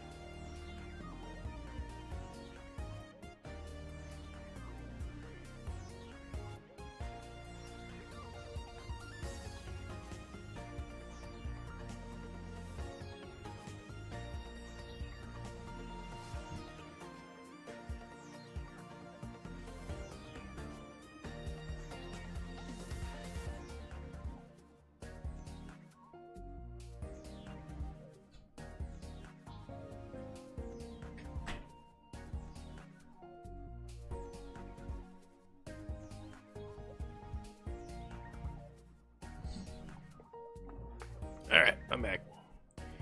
I'm back, let's go.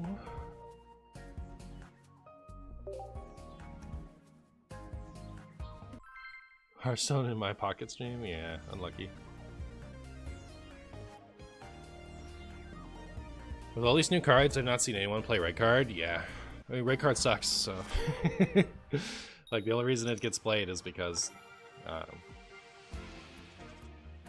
people didn't have stuff to put in their deck.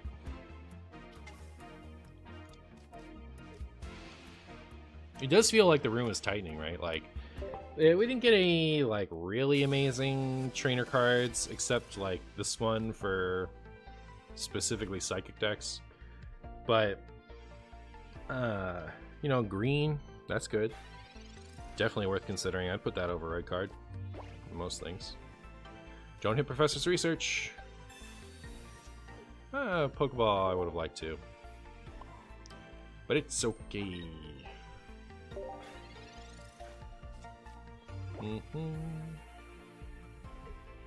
Not a coffee chat. Brutal.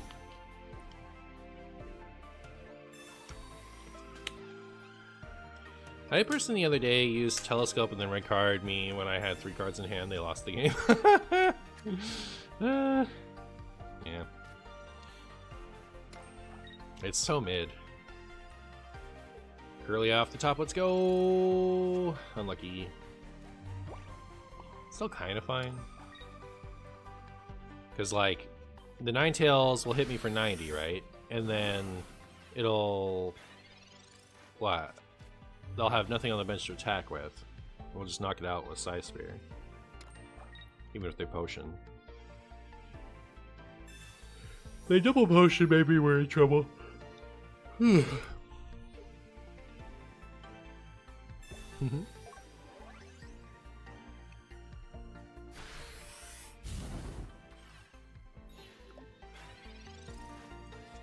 Alright. Not Professor's research, please. Alright, that was fine. I didn't want to draw that. I guess I'll attach to here still. Lee feels decent. Yeah. I think she's pretty decent. I'd run her a lot of stuff. I personally the other day... okay, I read that one. Wow, wow.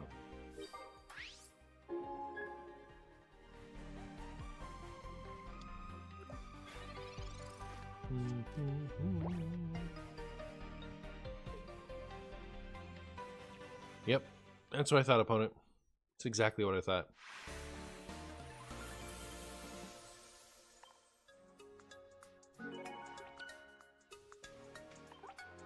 That's pretty delayed. Hold on. I'm gonna redo the connection.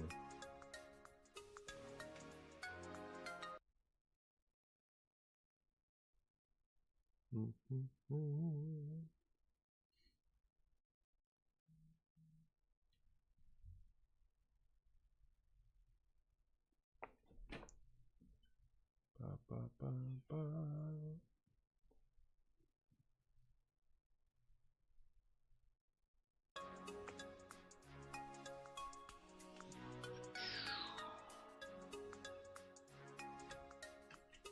Okay, hopefully that's better. Yep.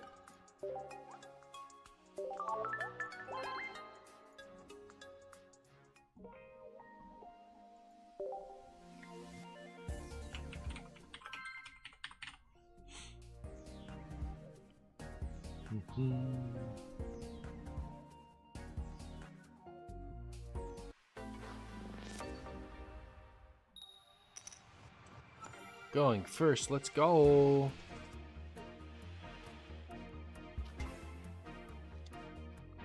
Even though I thought Gyarados was terrible at first, the high health and the fact that it one-shots every meta EX except Mewtwo, unless you have Giovanni, makes it actually not bad when I played it. Wouldn't one-shot Charizard, right? But yeah, otherwise.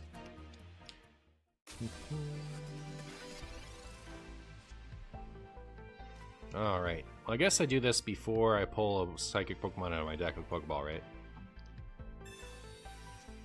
Neat. Please hit Ralts.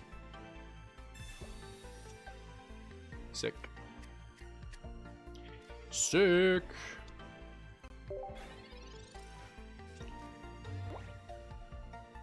What is the Warlock type in Pokemon? I mean, they have Dark type. Dark type didn't used to mean Poison type. It used to just mean Dark type.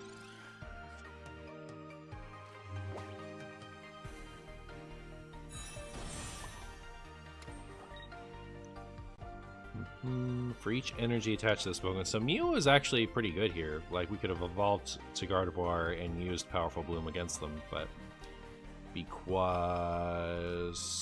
we're going first with Mewtwo active, we can't attack, unfortunately. Why is there still not a Dark-type EX Pokemon? I think what they're going to do is maybe next big set, there'll be an emphasis on Gen 2, and then there will be an extra emphasis on Dark and Steel Pokemon, but hard to say for sure.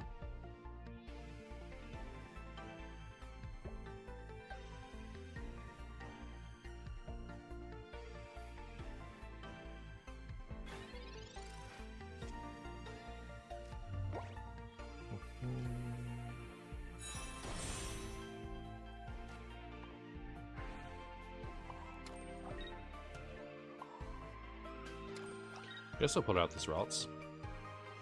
Why not? Why not?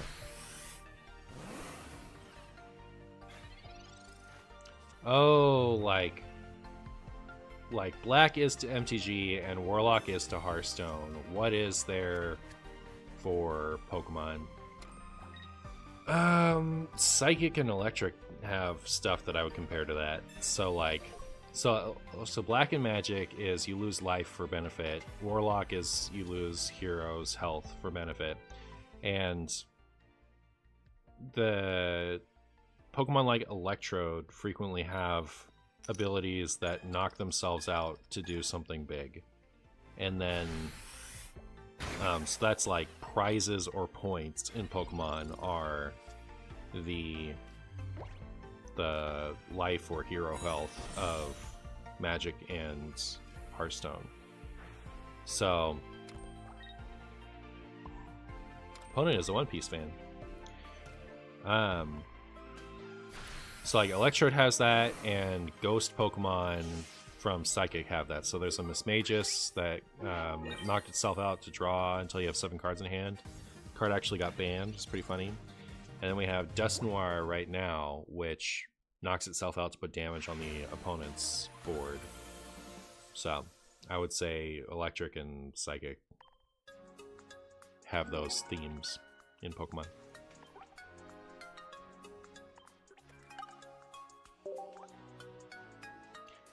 But there's no evil type, is there? Dark Pokemon in Japanese is evil Pokemon. So, it's Dark Pokemon.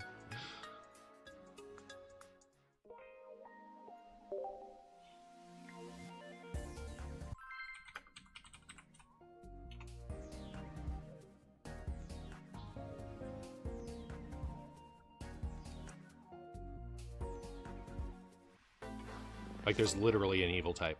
It's just, it was translated to dark instead of evil in from Japanese to English.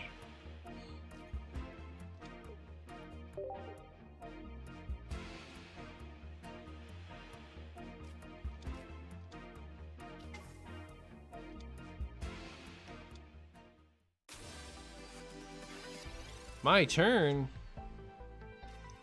All right, let's go draw a card. Oh no. Where's Tit? You hate to see it. Alright, well that wasn't great.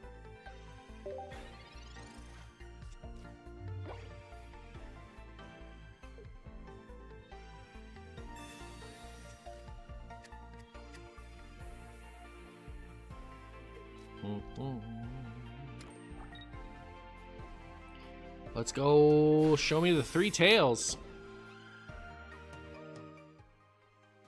I'm ready. I'm ready for these 3 tails.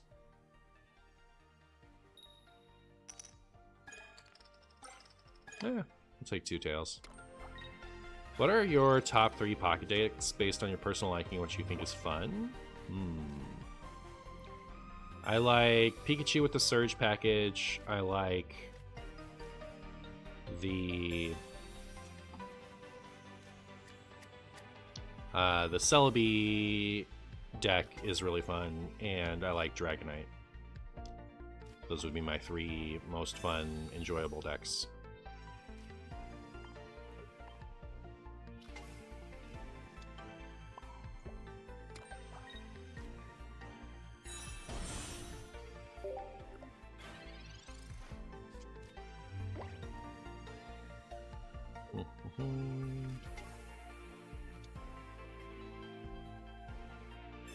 Wow. Not necessarily in that order. I think the Celebi deck is my new favorite. I really like the Superior. Like, the Superior ability plus the Celebi attack is, like, iconic, except not on those Pokemon for paper. So, it's a bit of a fun throwback deck to me. Have you tested new Raichu as a primary attacker? I have not. It's just 60 active and 20 to each bench, right? So, it's a little... Like, you can power that up, but you have to use Magneton and Lieutenant Surge, and it's so clunky. So I'm not expecting that to be worth doing.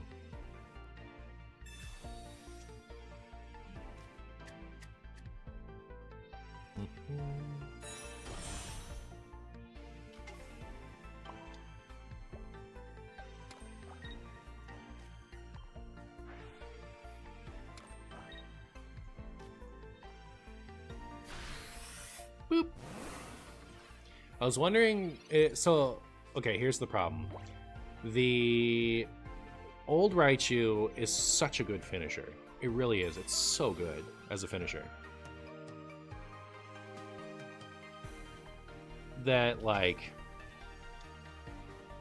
why would I sacrifice that to run the new one as a tech in,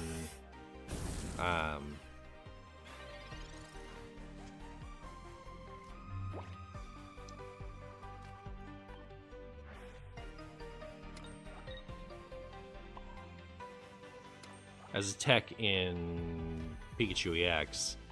But, you know, I think you can probably go a 1-1 split, right? Because, like, there are times when your best option is to attack with Raichu, but you know, 140 is going to move all the energy off your board and leave you with nothing to do following. Like, I think you could probably go a 1-1 split, and that might be worth doing as far as running, like, Raichu, Lieutenant Surge, and a Pikachu EX deck. Am I having more fun playing Pocket or TCG Live? I like TCG Live. Well, I like the paper TCG much better than Pocket. I think Pocket is cool because it allows me to play something similar to the paper TCG and also have, like, a Twitch audience or a YouTube audience enjoy it. But paper Pokemon is a better game than this. So it's kind of like... it's kind of like playing Hearthstone if you really want to play Magic, but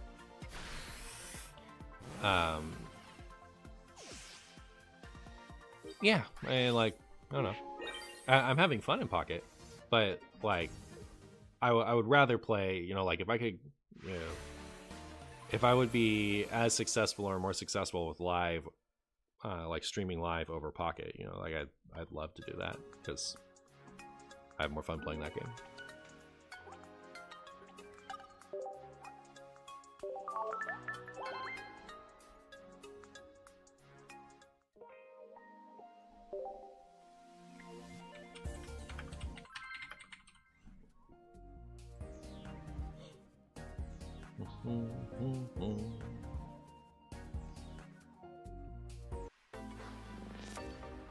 I like legendary and mythical Pokemon. Good for you.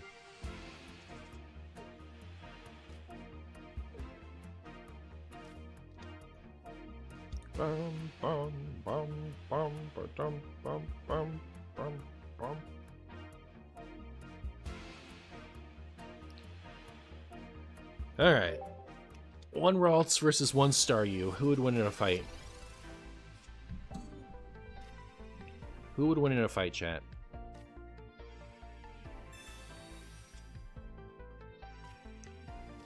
I think in general, Mythical Slab before Professor's Research is just better, right? Because then you're more likely to have a Psychic Pokemon in your deck.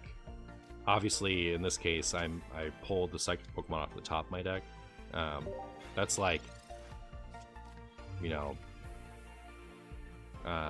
circumstantial or something, but that just, it happened to work out that way. That's unlucky. As far as like, I should have used the Mythical Slab first, but just like on a general basis, there's, before you pull Pokemon out with Professor's Research, there's more likely to be a Psychic Pokemon in your deck. No, maybe that, because you're on halvesies, right? So like you're just as likely to pull trainers out of your deck as you are to pull Pokemon out of your deck. Maybe it doesn't matter what order you do it in. I don't know. Probably just have to like do some math or something. And you guys know I would never do math, so yeah. I only have the one Ralts, and I can only get it out of the active position by attaching an energy to retreat, which makes me sad. But I have to pull it, right? So are we sending up Mewtwo to absorb hits, or are we sending up Mew to absorb a hit? Yes, we're sending up Mew.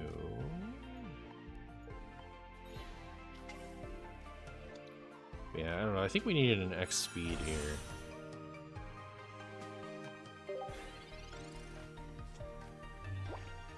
Yeah, nice if you could unlock new titles.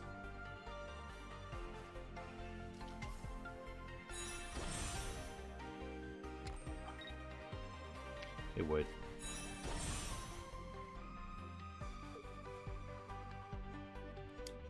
X speed here would be good, right? X speed here would be pretty good. If I get an X speed here, I can retreat for the Mewtwo and power it up and be set up to... Oh.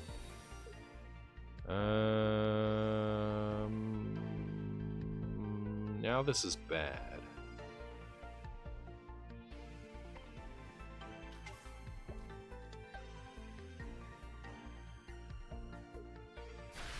Now I need like another Mewtwo.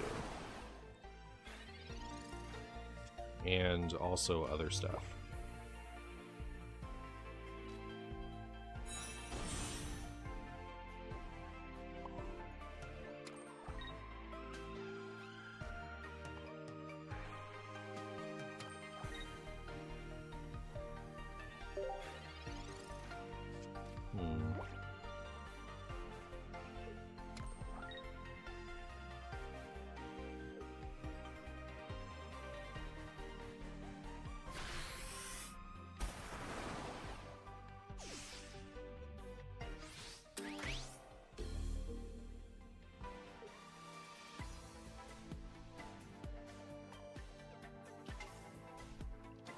Currently I'm trying 2 Mews, 1 Buddy, and then the fancy Psychic draw card.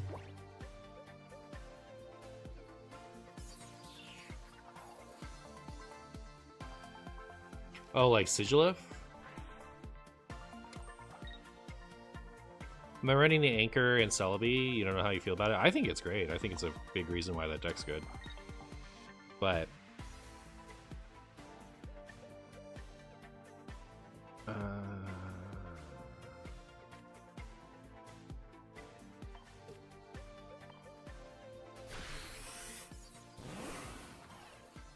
Alright, we need to top deck the other Mewtwo. We need them not to have a potion. We need a lot of stuff to go exactly right. I think running Anchor is like you running Lapras in the old water deck that you eventually cut. I think it's great. Like, you can power up the Anchor. The Lapras you couldn't power up. The Anchor, you get 2 energies on it and you're good. I think the Anchor is uncuttable. But, I mean, like, I've only played it a little bit. I thought the Anchor was fantastic. Wow, that's a lot of energy. It's a good hit from the opponent there. How do we win this? Well, I was hoping to top deck Mewtwo, retreat Mew, and send that up to finish off the Starmie. Now I'm hoping to get a Tails on Ice Beam, and them to get a Tails on Ice Beam, and me to get a Heads. So we'll see. Nope. And now I always lose, right? I don't think yeah, I can't win from here.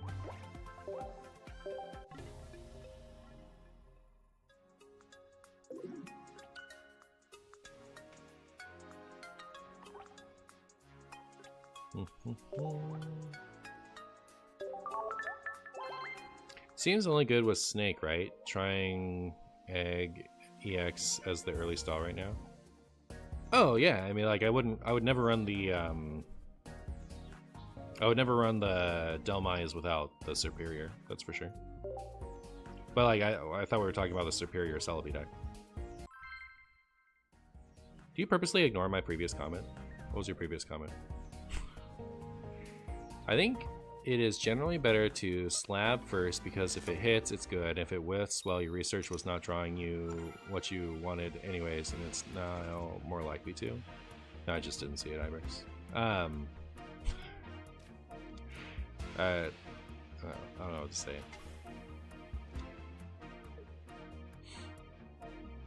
I don't see everybody's comment every time, unfortunately. Like, I do sometimes purposely ignore comments, but like, then I ignored it because I didn't want to talk about it. So like making me talk about it makes me talk about it.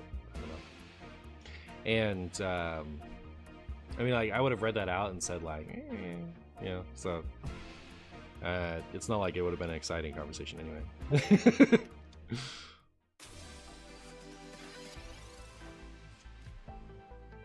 Hey, Kazakhstan. If you have a snake up that you don't want to be hitting with Anchor, no. Egg at least applies pressure if you bottom 2 large snake while you power up Celebi on the bench.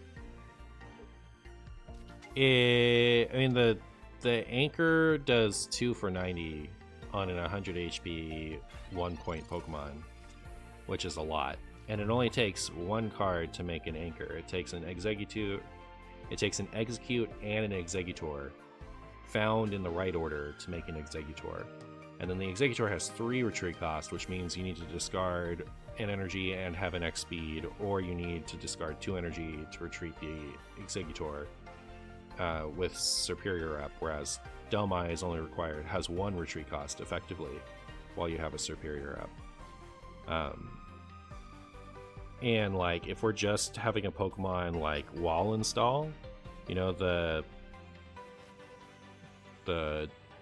Delmise has 100 HP for a 1 point, which is on a basic, which is pretty good. So I have 0 temptation to play the Execute in Celebi Superior, which I like that. I didn't realize we were thinking about that. Like it's just kind of, did I just float an energy? I did. I'm uninstalling. I wasn't really thinking about that, so I don't know. From having played Delmise, I wouldn't even consider cutting it. It just felt good to me, so it hadn't even crossed my mind to run a different early blocky Pokemon. I think it's good.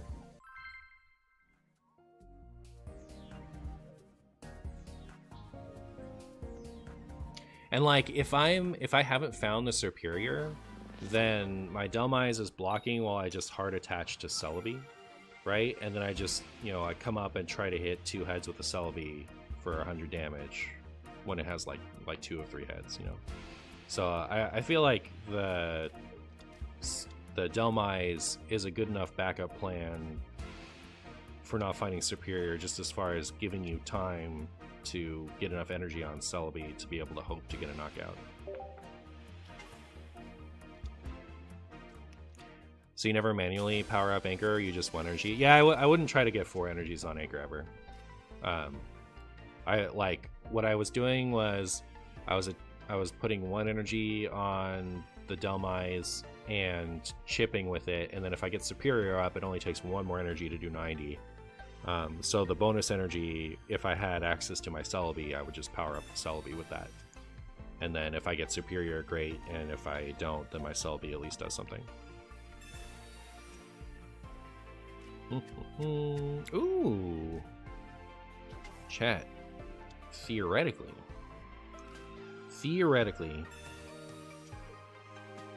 That was actually kind of a good hit because I don't want a Pokeball here.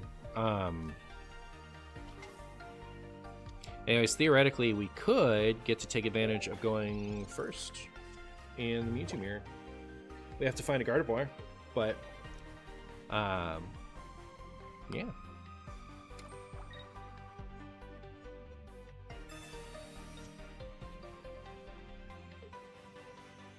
Haha, they didn't draw anything, just like we didn't. Ooh. All right.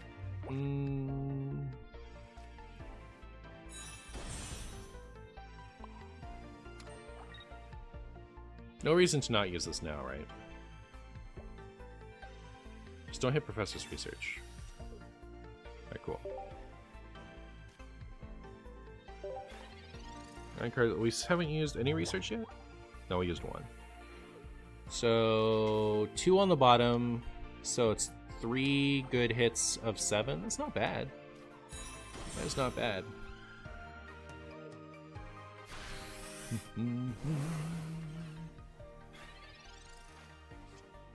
Oh, too bad. I was really excited to get to pull that off. In that case, I'm going to do this.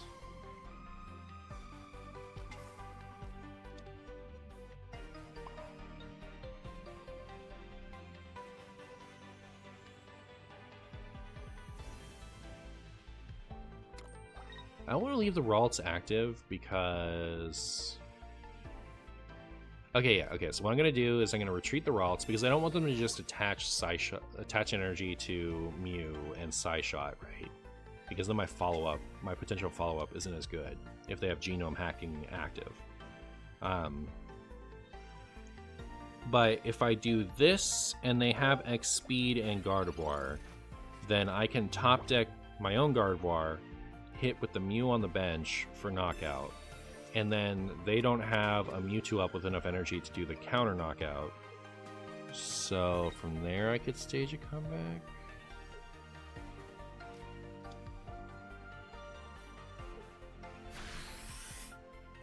Alright, cool. There's Gardevoir.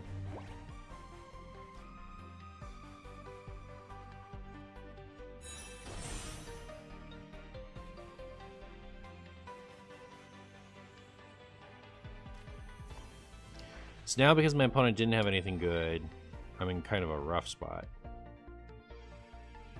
Because I have to give up all my energy in order to get this Mewtwo out of the active.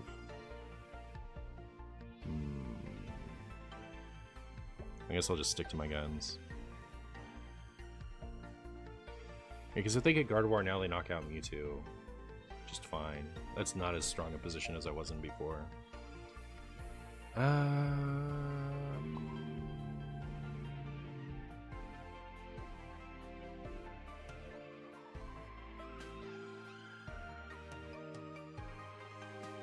Doing 50 damage to this Mew does nothing for me.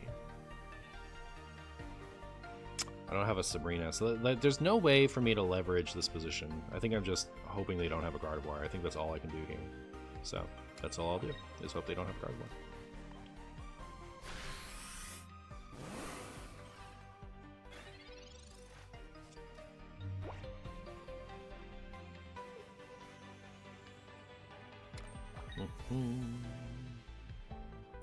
That was not have a Gardevoir behavior.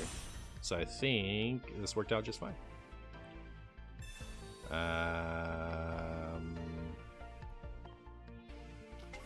Yeah, I can't give up a point because then I can't lose a Mewtwo. I need to be able to lose a Mewtwo.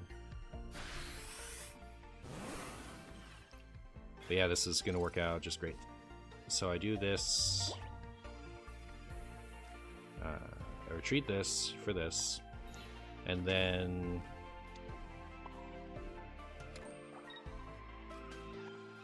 they either have a... Yeah, if they knock this out, then I just come up with Mew and win. Like, there's no option for them here. And they can't stall, because then I'll just power up the Mewtwo again and knock them out. So, Marshy win. Let's go!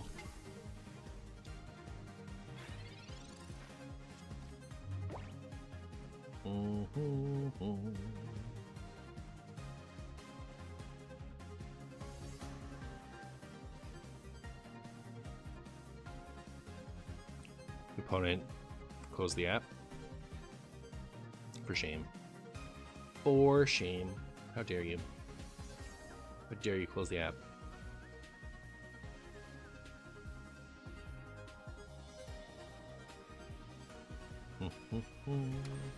Alright, there we go. Cool, cool. I'm into it. There's a card in paper, Hex Maniac. It's a supporter. Until the end of your next turn, Pokemon have no abilities. And I can imagine that being really nutty for Pocket. Like, you know, that card got banned in paper, so very strong chance it would be too good. But like, imagine if my opponent was able to Hex Maniac here, then I couldn't actually pull off the genome hacking. Banned in standard? No. Banned and expanded.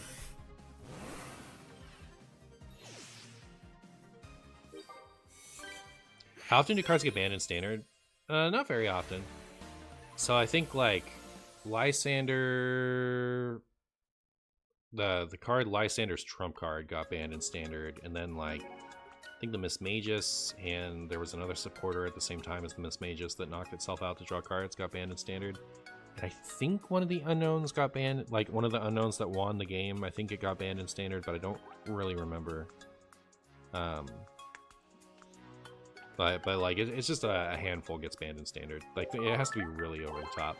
I feel like the Dusknoir has some possibility to get banned in standard, but it usually happens to support cards because like items and supporters, that when it comes to like when a Pokemon is too strong, they prefer to print like a counter card in a subsequent set rather than actually ban a card.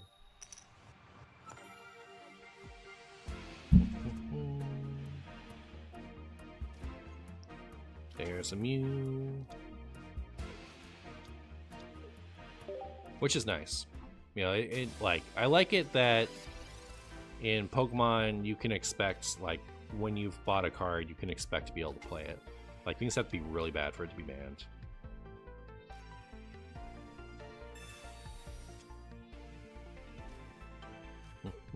Oh.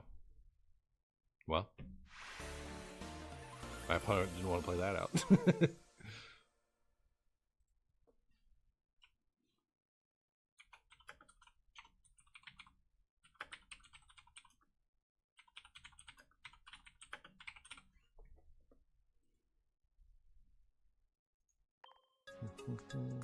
I always figured Lysander's name was pronounced with some French nonsense given the region.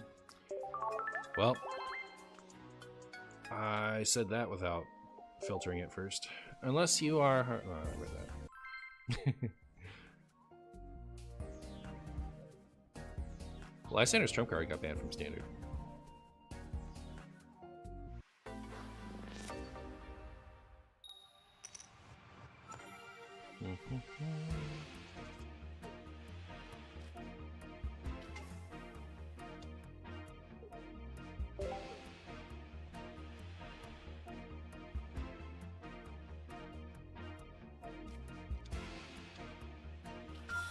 Wow, look at that shiny Mew. I don't have a single one of these yet.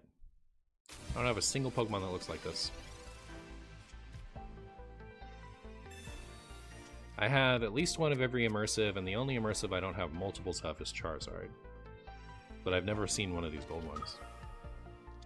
You think it's a curse?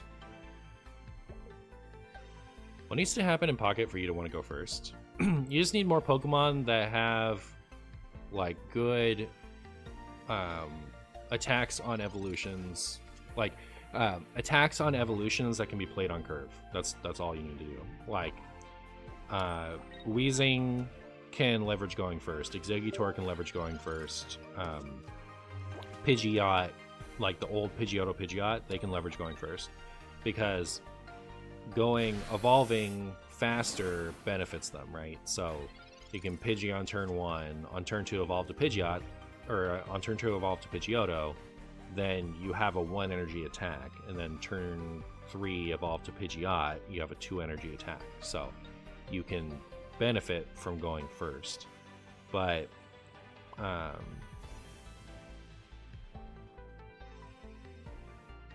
this Mew always beats me to my death, right? Always beats me to death. So right now, like, all those Pokemon I listed are kind of mid, right? Like, Weezing is the best one, and it requires a support Pokemon. You know, you can't play a deck with just Weezing in it. But if you had, you know, like say the Exeggutor was 1 for 60. No, not even. I don't know. Like, so you basically need to be able to 2-shot things, right? So I guess, you know, if there was a Pokemon that was like a stage 2 that had like Charizard level health and it had 2 for 90, that would like to go first, because you're dealing 2 for 90 as fast as possible in that situation. But it's kind of hard to balance. Chad, I'm gonna lose.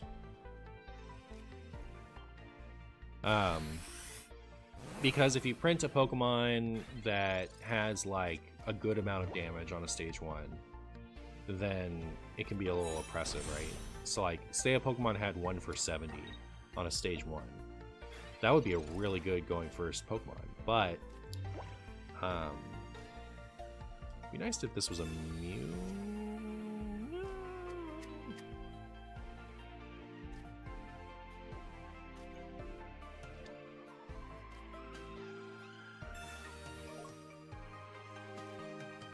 And that Mew has put so much pressure on me. Like, the fact that they had a Mew to pressure my Mewtwo out, like, really swung who could win here.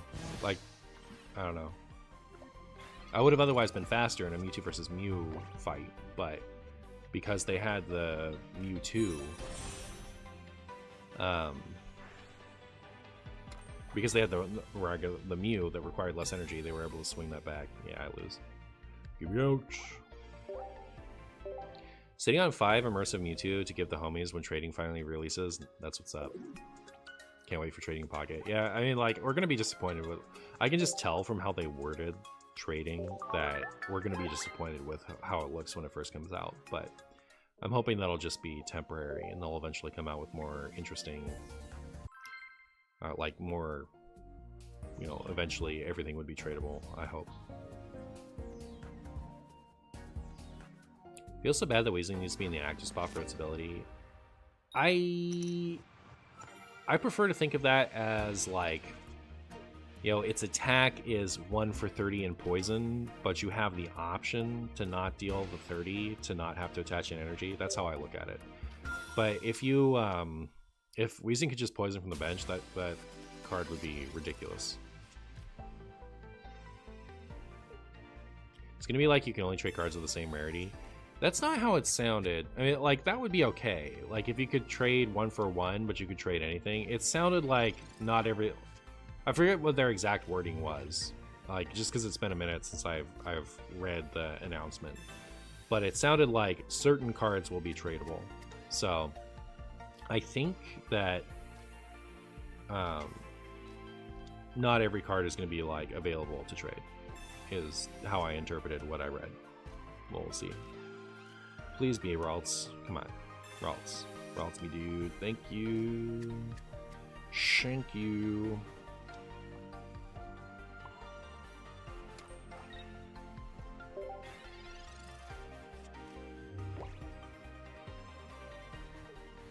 What does Burn do in the TCG? The first iteration of Burn was like Poison, but instead of dealing 10 damage, you would flip a coin. Man, this hand is so much better than my last hand. Thank you, opponent. You flip a coin, and if tails, you take 20 instead of just taking a flat 10. If heads, you would take nothing.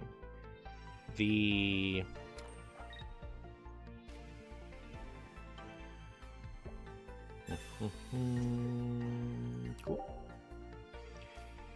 The current burn, they just stopped using burn altogether for a little while, and then they like changed it and brought it back.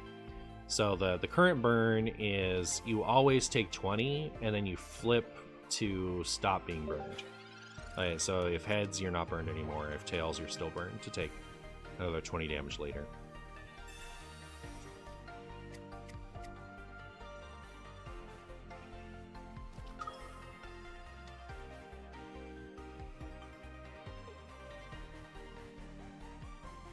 Imagine if trading is one to trade only.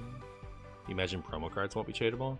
I think if promo cards aren't tradable, then it really like devalues continuing to participate in promo events, right? Like, why would you keep playing after you get your max number if you can't trade the promos later? I feel like trading promos is also just necessary as far as like getting those cards to people who couldn't be playing. So I think what Mirage Gaming is saying is probably more likely that like the newest set isn't tradable. Only the older cards are tradable. I think that sounds more like what they do, so that you're still incentivized to buy the new stuff. Get it by just buying stuff. Then, once the set isn't the most recent set anymore, then it becomes tradable, which frankly is kind of a fair way to do it. Not gonna lie. It'll feel a little better once the more stuff is out, because then like newer players will have more to catch up on, so like the trade will have a high value for people who weren't around, and it's not going to completely invalidate the collecting aspect of getting new stuff.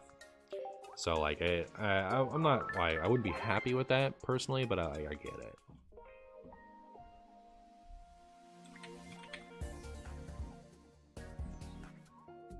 Hope promos are tradable. I never got Greninja from the last drop. Oh, brutal. Yeah, I mean, like, it'd be super lame if they weren't. Are all status conditions burn, poison, sleep, and paralysis? There's also confusion.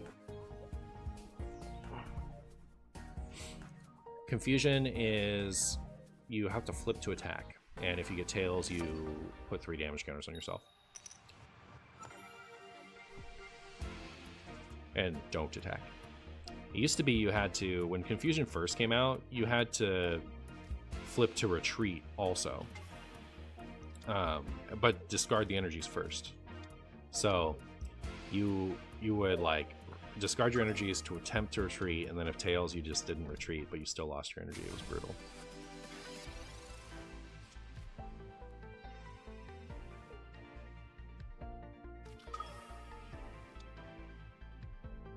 Has there ever been a freeze condition? There is not. There are like attacks that freeze, like attacks that should freeze in the paper card game, paralyze. So like it's same translated over to this game. So like the baby Articuno has flip for paralyze. That should be flip for freeze if we're talking about like status appropriate for the attack. But I guess they just didn't feel like they needed that condition. Burn wasn't like out in the first iteration of the game either. It was, they did like a char counter on a Quilava in Neo Genesis. That was like their experiment. I think the first burn card was an E card. Pretty sure burn was around in E cards. So that was like 3 years in, 2 years in. At least 2 years in, that burn came out. And so char worked like first iteration of burn, but like you would get a char counter, and even if you went to the bench, you would still be charred. Like one Pokemon had the attack that put the counter on, so it's not like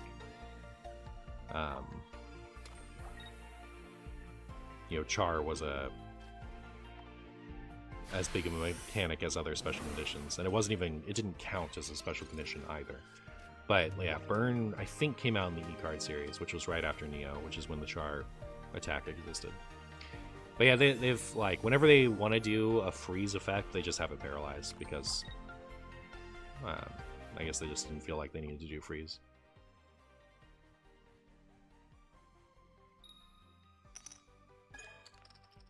Okay. Moderately skillful flips. Can Marshy do a little better? That's the real question.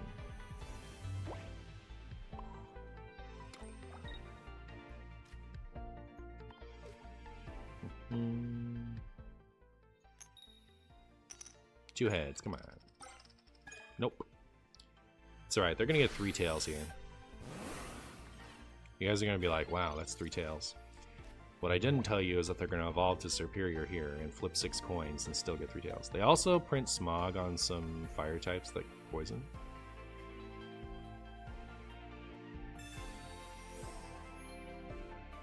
I don't know what that has to do with it.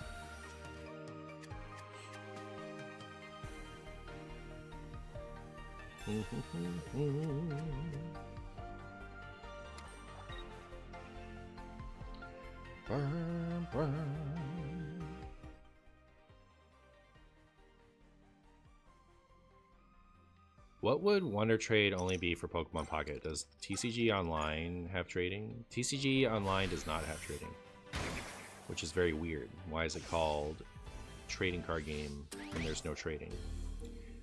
But I don't think we ever win from here. I think we're just hosed. We win if my opponent ends up having like the worst flips I've ever seen in my whole life. That is the that is our out. My opponent is an absolute flip disaster, completely talentless hack,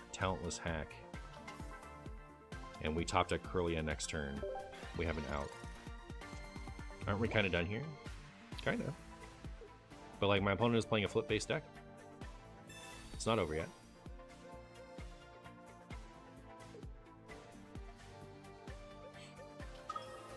You guys are a bunch of quitters. Bunch of quitters.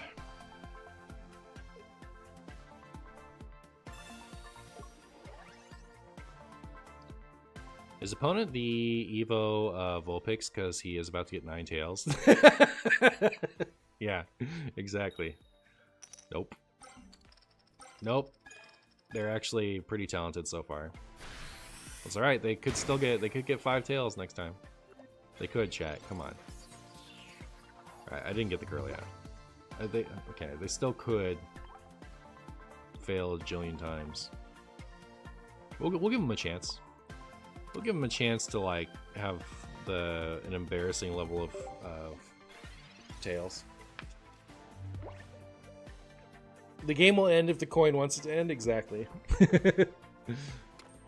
And fire type still had dots. Well, we were talking about like, did freeze ever exist? And we were talking about the early iterations of burn and how like burn didn't even actually exist. It didn't poison when it would burn, right? It like Magmar knows smog, so they gave it a poison attack. Like that's different than having paralyze substitute for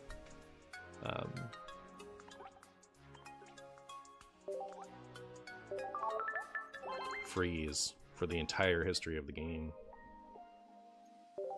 It's not like fire Pokemon usually could poison. We had one that poisoned because it knew smog.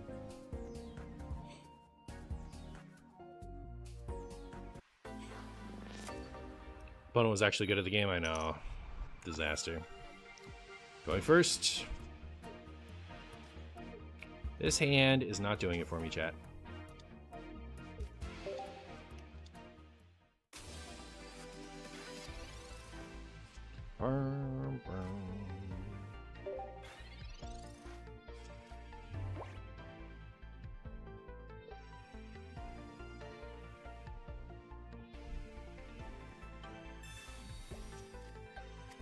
Most grass types couldn't poison either. So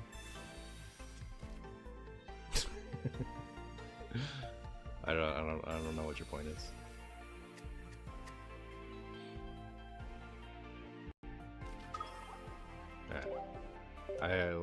Let's not. I've become a no patience person. Let's just move on before I start saying annoying things that annoy me.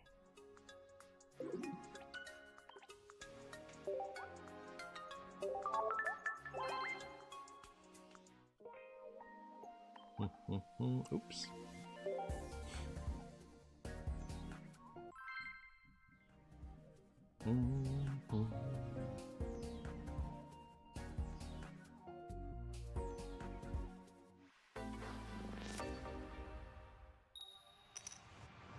Going first. That's Rots.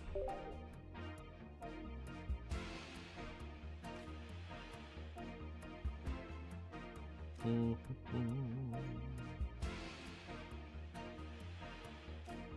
point is they possibly use smog poison as a substitute for burn. Remember, okay, so generally when I say I want to move on, the move is never to keep continuing with the conversation, right? Like, no, putting smog on one Magmar was making a thematic Magmar. It was not substituting burn on a fire Pokemon, like fire types broadly. Of course it wasn't, right? You're not getting the point of the conversation we were having, right? Shut up, right? When I say move on. Don't be a Dumby. It's annoying. You guys are gonna, like, I don't know. One day I'm just gonna have enough, like, just having these stupid conversations and just, like, not show up anymore. It's gonna be great. It's gonna be great.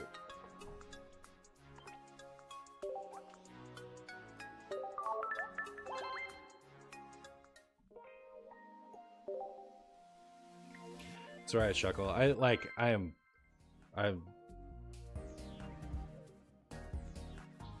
The attitude I'm having right now is irrational, right? I'm overly triggered in a way that doesn't make sense for a regular human. That's why I wanted to not continue the conversation. I apologize. I'm sorry.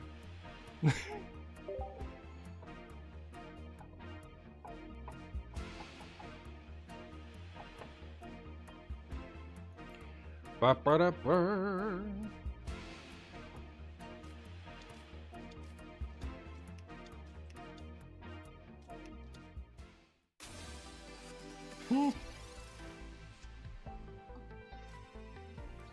Krabby.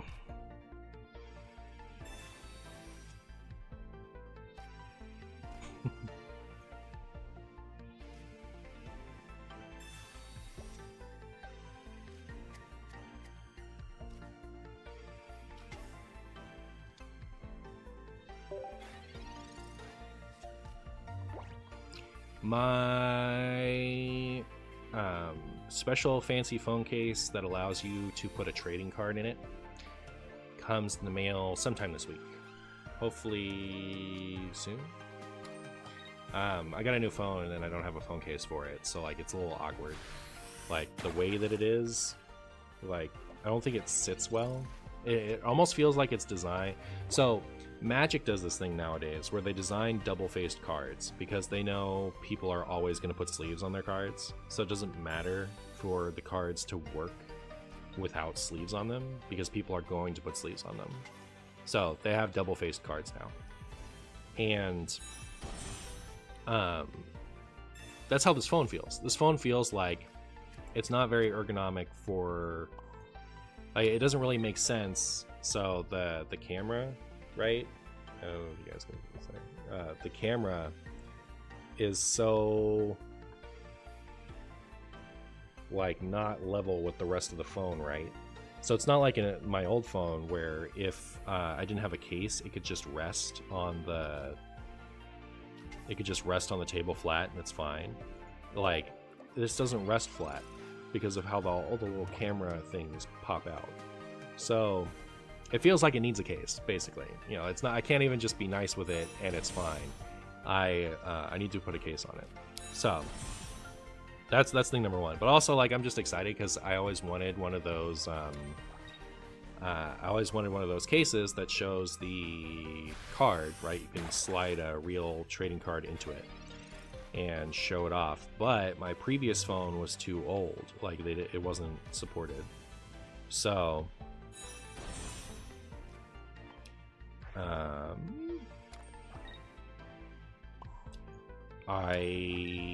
had already bought a case that I liked, so it felt like a little weird to buy a new one. But so now that I have a new phone, I got the new case, and so I had to decide which card to put in. I was thinking I wanted to put in Neo Discovery Umbreon because Umbreons have become cards that the community really values, so it's a little exciting for me to have a fancy Umbreon in my case. But the Neo Discovery Foil Umbreon is a special card to me because I've always thought that it looks beautiful. So it's kind of a double whammy. The problem is it like double incentivizes people to steal my phone because you know, in addition to the, you know, however much the phone costs, it's also like $700 worth of Umbreon. And then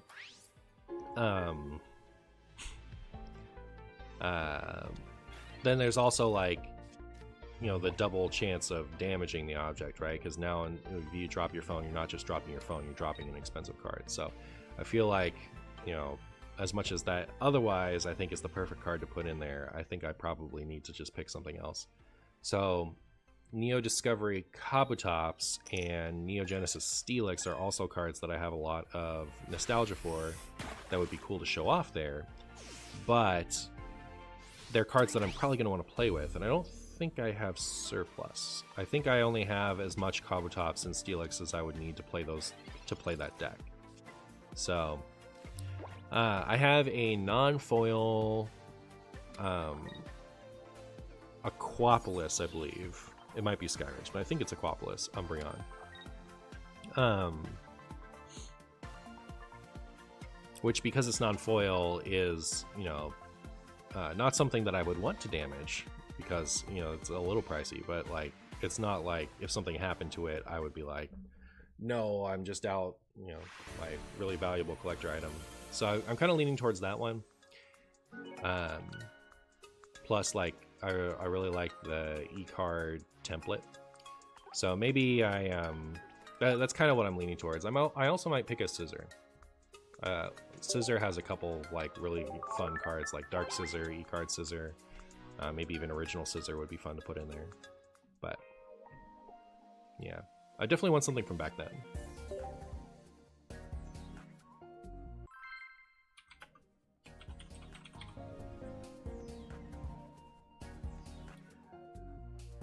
I like not the nicest things that I take out on public just to disincentivize people from stealing it. Yeah, put your Alpha Black Lotus in. And if I had a Alpha Black Lotus, if I had an Alpha Black Lotus, I would not have an Alpha Black Lotus. How much do those things? It's like a $20,000 card, something stupid like that. I would have $20,000. I wouldn't have a Black Lotus. Man, I do like. It's crazy. I wish I played Magic at the base, you know. If you like played Magic since it came out, you know, so much stonks if you hold on to your cards. As bad as I feel for like not having taken good care of my cards over the years, and you know, losing track of a bunch of the cards that I know I used to have. Like, I don't have any Gold Star Pokemon. There's the Pokemon Star mechanic from the Ruby Sapphire era. All those things are worth way too much money. And I used to have several of them, and now I have none of them. So, you know, thinking about that makes me sad, right? Like, there's a lot of stuff that I wish I still had that I've had over the years, and if I'd taken better care of it, you know, I could either have really nice collectibles or you know, have a small fortune. So it always bums me out. But then, you know, I think about the people who played Magic in Alpha, who, like, you know, would have sold their cards, you know, early on, or, you know, misplaced stuff over the years, and like, oh my goodness, I can only imagine how bad it feels to like. There's you know, my buddy was telling me that a card that he bought for $50 before the pandemic is worth $1,000 now. Like. Yeah, there's a lot to feel way worse. You know, like 1,000 is high for a Pokemon card, right? for like a classic Pokemon card. If you have one that's worth $1,000, you've got like one of a very select few cards. But there are tons of Magic cards that are worth $1,000 or more, just because they're old. Don't remind me, I lost my old collection in one of my many moves in my early 20s. Lost $20,000 worth of stuff, probably. That's in addition to your 4 Gaia's Cradles you had stolen. That's the card I was thinking of. That's the one where he bought it when it was $50 before the pandemic, and now it's worth $1,000. I'm sorry, that is brutal. You know, maybe save your unopened packs now. Maybe they'll be worth something in 15 years. I've been thinking about that lately. Like, I should really be like hoarding things that I think will be worth a lot later. So like, you know, I think Charizard EXs from Flashfire were worth like $1. How much are they worth today? Let me look. Because that's one that I was thinking about. So I'll show you. I'll talk about too. So let's look at Charizard EX from Flashfire. Charizard EX.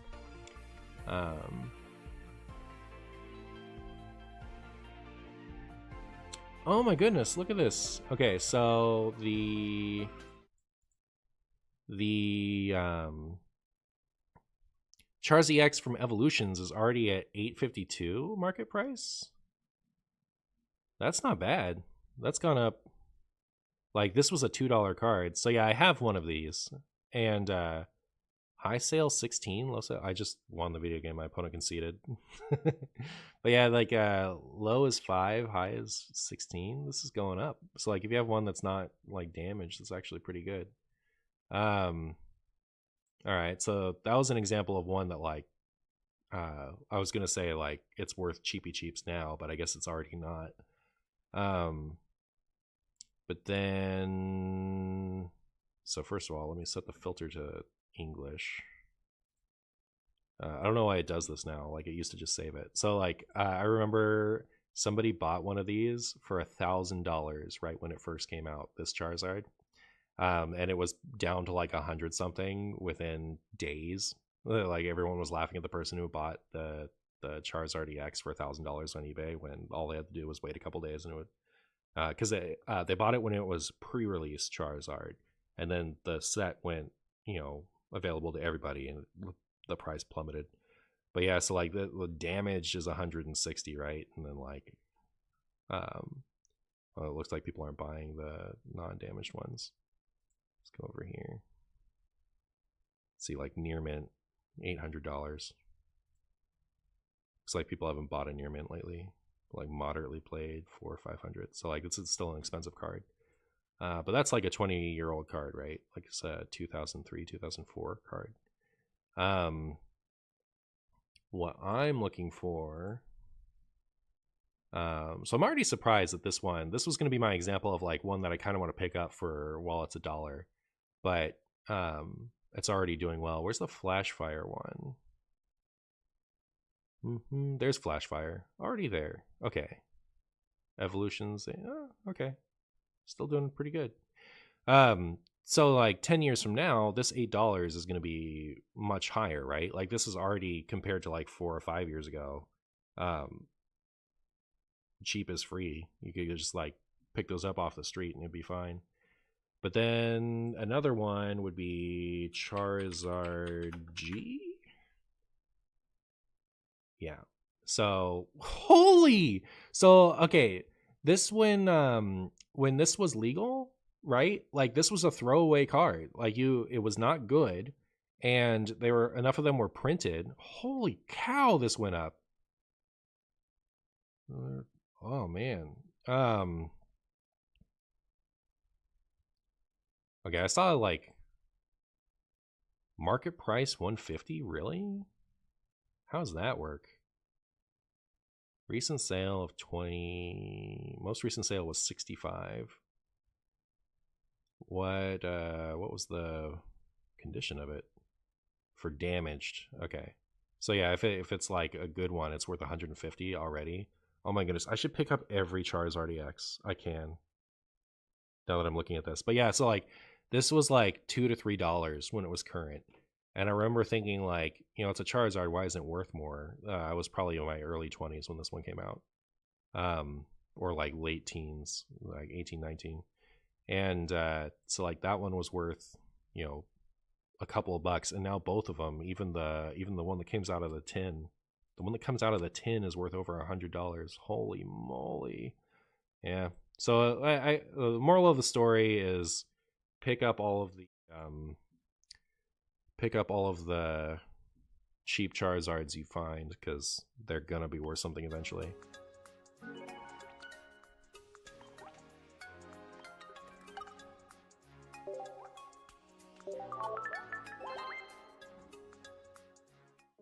You bought the 4 Cradles for $10 each at Frankensons.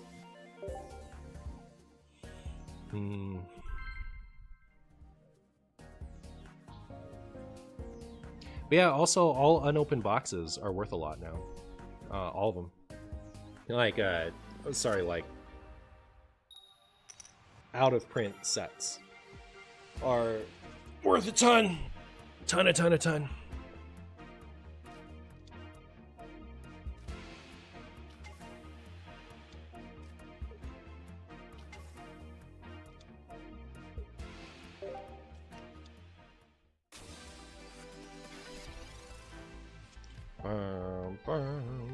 That's a Magikarp, if I've ever seen one.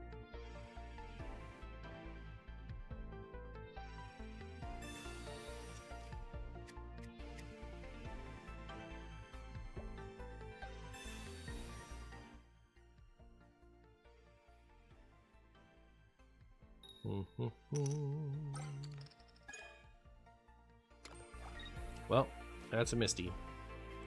Will they leap out? No, just leap out! Why? They could have attacked and kept their energy. Maybe they just don't realize they can attack on the first turn. For shame.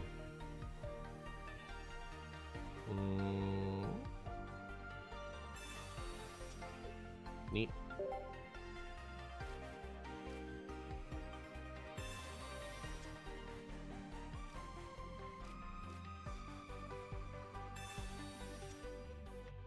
Alright, well, whole crew's here.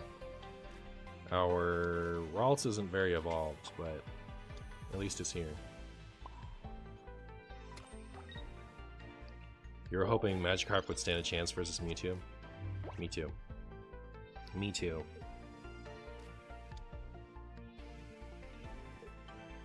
Vaporeon, Gyarados. We've seen like a few of these today.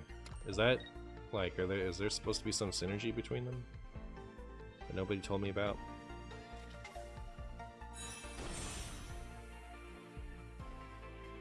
Curly off the top. I'll take the free Magikarp KO or start the chip on the Gyarados. I think that's pretty good.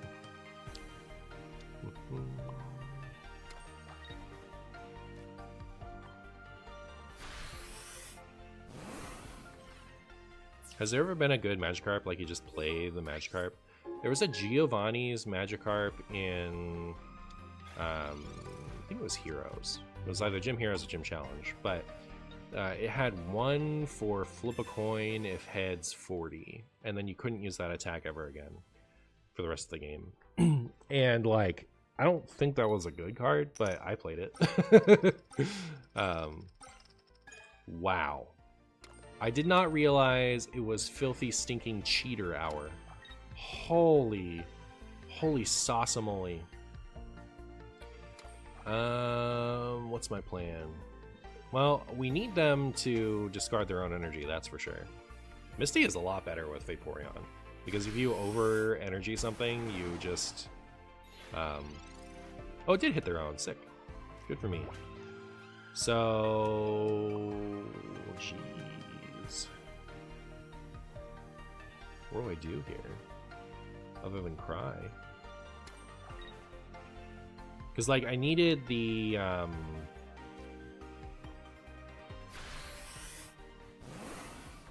I definitely needed the Curlia here, but also that's all.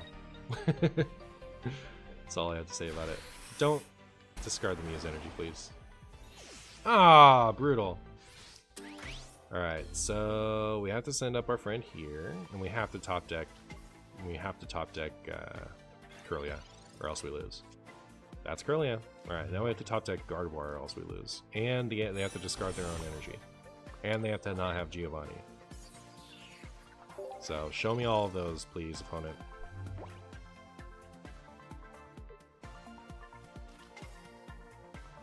You saw a preview of the Charizard G level X and got excited like we were going over, like you wanted it to be a talk about old card stream. That would have been pretty cool. Alright, did not get the Gardevoir, so I lose. Unlucky. Man, the Gyarados might be better than I expected. Again, it requires you to get heads on Misty, which is bad. But the Vaporeon kind of helps with that, just because you can, like...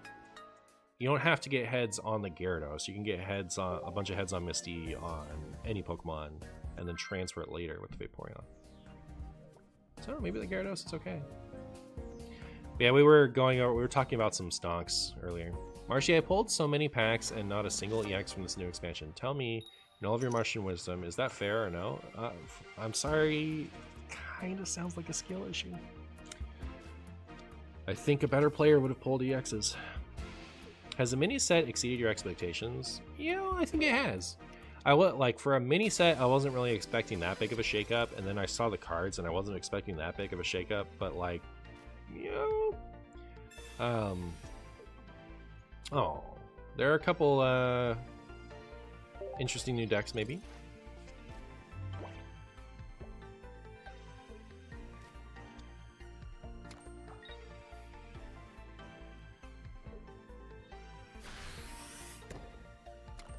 Uh-oh.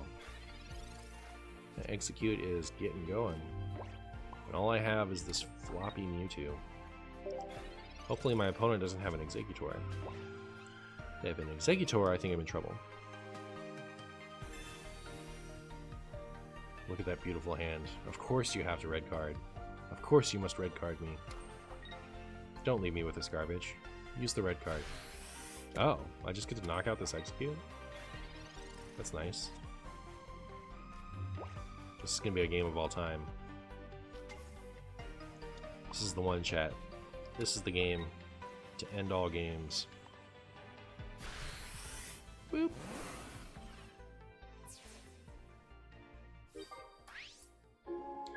They have retreated the Execute. And then attached to it on the bench, they would have one more energy in play. That's what they should have done. I've just got Inferno Dance, all tails in a row. That also sounds like a skill issue. I'm sorry. You have to work on that. Just letting you know, what you want to do with Inferno Dance is you want to get 3 heads. That's what you want to do. So try to do that in the future.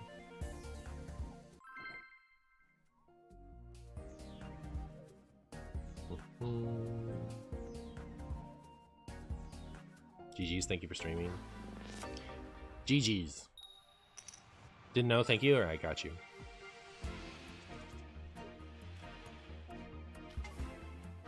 Alright, going first, Mew start. If we top deck all the evolutions for this Ralts on curve, we will finally be able to leverage genome hacking really quick. I haven't seen anybody playing Charizard. Because I really want to genome hacking somebody's Charizard, because that's like one of the big reasons why Mew would be good, but no one's playing it.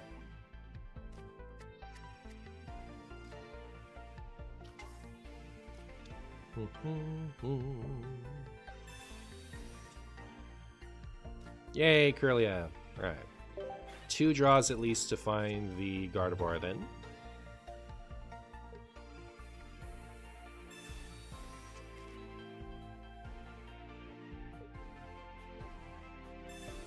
Brutal. I'm sorry. Yeah.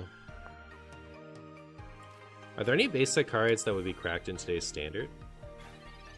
Professor Oak. I mean, like, if we're talking about trainers, then there's a lot of them. So, the base set cards were printed without any restrictions on them. This is before they had decided they needed things like supporters. So, There's a card in today's standard called Professor's Research, which is discard your hand and draw 7 cards. But that's your supporter, so if you're going to do that, it takes your whole supporter for the turn.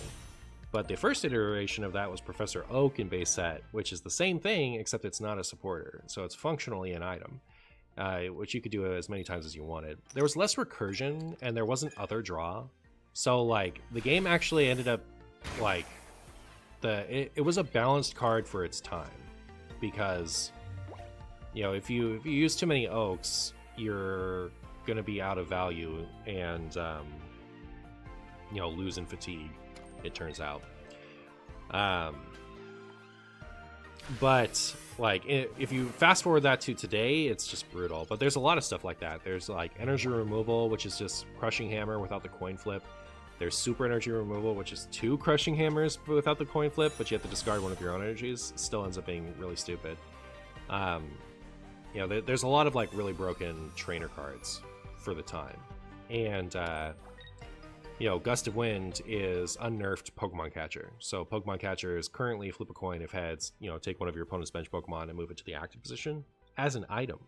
And when that card first came out, it didn't require a coin flip. Oh my goodness, my opponent is incredibly talentless. Holy, what a disaster. Absolute disaster for my opponent there. Alright, watch me get 3 heads to balance it out, alright? This is gonna really like make everyone feel good. You know, 3 heads to wash out that disastrous coin flip. Oh, only 2. Still good. What's my plan after this? I guess I'll send up Curlia because I can X-speed into a Ralts to finish off the Celebi. Nope. I'll send up Mewtwo and hope to top deck a Gardevoir. That would do it. But yeah, last is another good one. DCE I think is much more balanced than any of those other things. I think it would be good. Like, of course it would be good. You know, double turbo energy is good, and that makes you deal 20 less damage. But you know, it's not comparable to things like Professor Oak or energy removal, in my opinion.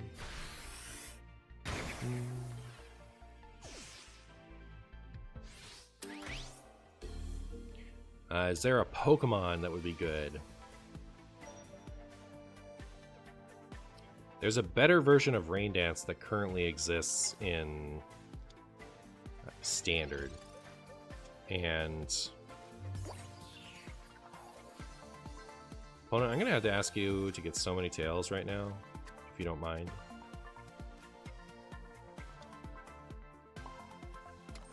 Go ahead and flip a lot of tails, please. So like,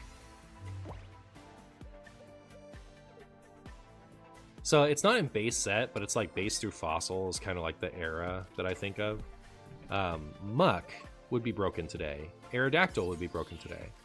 Those are Pokemon that I think from the base set era that would be like the first 3 sets that would be broken in today's format.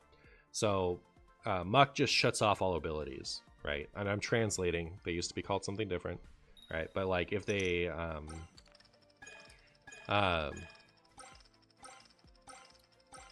Muck was, it just turned everything off. So like it would sit on the bench, turn everything off. That would be broken in today's Pokemon. There are like worse versions of Muck, like Garbodor, that require you to have a tool attached that would also be broken in current standards. So like, you know, there's that. The Aerodactyl works like the Aerodactyl EX in this, except it's all Pokemon. So like, you evolve into Aerodactyl, and then no other evolutions can happen, period.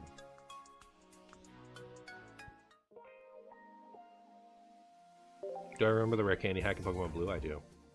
Would Neogenesis Slowking see play? It would depend.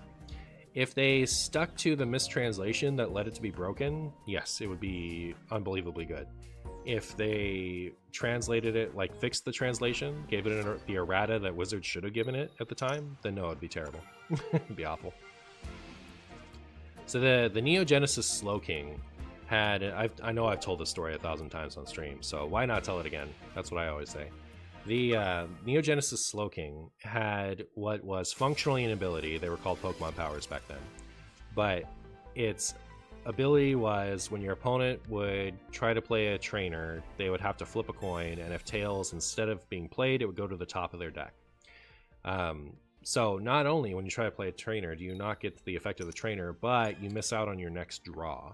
So you would typically be using your trainers to try to draw into, you know, the Pokemon you need to set up at the time. So if you get the tails on the Slowking, it sets you back. And the card as printed in Japanese only works in the active spot. So you can only have one Slowking ability active at the time, at a time rather, and it's cool. Its attacks were bad. It was like 3, I think it had Psychic, so it did like more damage the amount of, no, maybe like, was it like a weird headbutt card? I think it might have done like a small amount of damage, flip a coin, and then do a little bit more damage. Because Psychic was actually kind of a decent attack. I would be surprised if it had Psychic. I just don't remember. I haven't looked. The attack was incredibly forgettable, right? It doesn't matter what its attack does. It required 3 energy and did not deliver 3 energies worth of power. So it just wasn't good. It was, if heads 10 plus confusion, 20 base. So it was 20, and if heads 30 plus confusion, brutal. Yeah, that's trash. So like you never wanted to attack with it, so you would never want it to be active. But it was mistranslated when it was brought, when it was, you know, went global, and the English version of the card did not have the active spot stipulation. So you could get 4 Slowking on your bench, and your opponent would have to flip 4 coins every time they would try to play a trainer. And if, you know, if any of them were tails, the card would not be played and would instead go on the top of their deck. So it was functionally, having a few of those was functionally like just, you couldn't play any trainers at all. This isn't just items, right? Like this was back before there was a distinction between most trainers. So like it would, any trainer you play, supporter, item, anything, back on the top of the deck. So it depends what version of the card is brought back to standard today. Is it the unbelievably broken one that ruins all of your opponent's trainers for the rest of the game? Absolutely, that would see play in standard. 100%, 1000% that would see play. But if it's the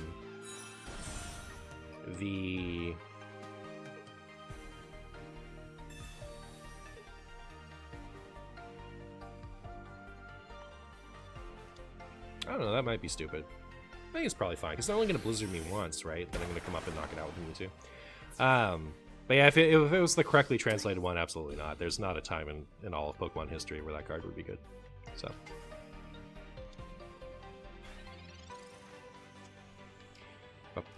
Cool. Everything's working out. Everything's working out just fine, chat. Top decked our way to victory.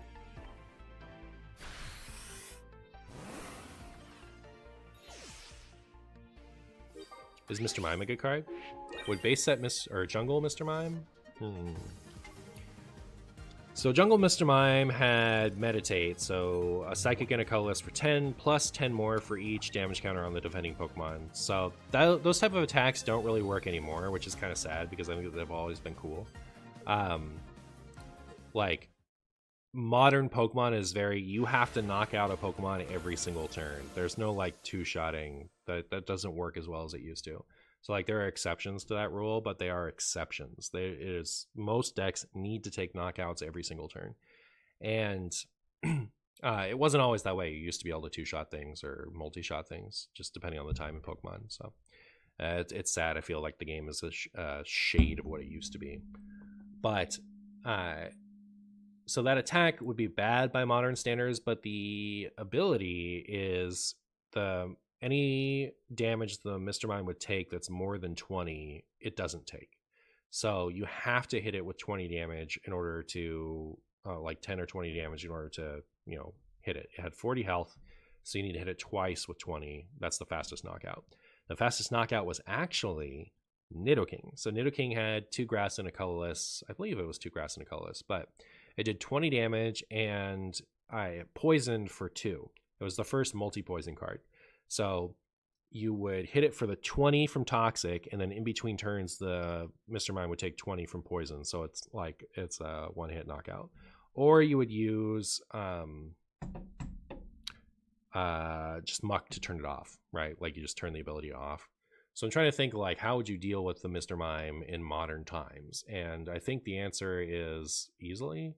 So like you could use, like, depending on what your deck was, you could use like your, you know, whatever stupid basic Pokemon like Charmander or whatever to chip it down. And the Mr. Mime is not going to be able to do enough damage to the Charmander or what. Like, I'm just using Charmander as a filler card, like a filler example. Substitute any Pokemon that's only in your deck in order to evolve. Like, those frequently still have 10 or 20 damage attacks. That hasn't changed. So you could either use one of those and that would outrace the Mr. Mime easily, or you, I don't know, like, what do people play? Like, you could use Fluttermane. Has, while it's active, your opponent's the abilities on your opponent's active Pokemon don't work. You know, you could get it with that, or, you know, other stuff like that. Like, you could Dust Noir it, you could poison it with the Bonnet and Petulant. Like, there's a lot of stuff you do to get around the Mr. Mime. I think it would actually be unplayable.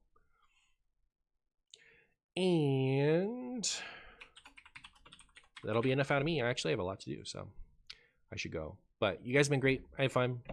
I want to play more Celebi deck forever. That was like, I really like the Celebi deck. I think that deck's cool. And yeah, that's the end of me. Bye, friends.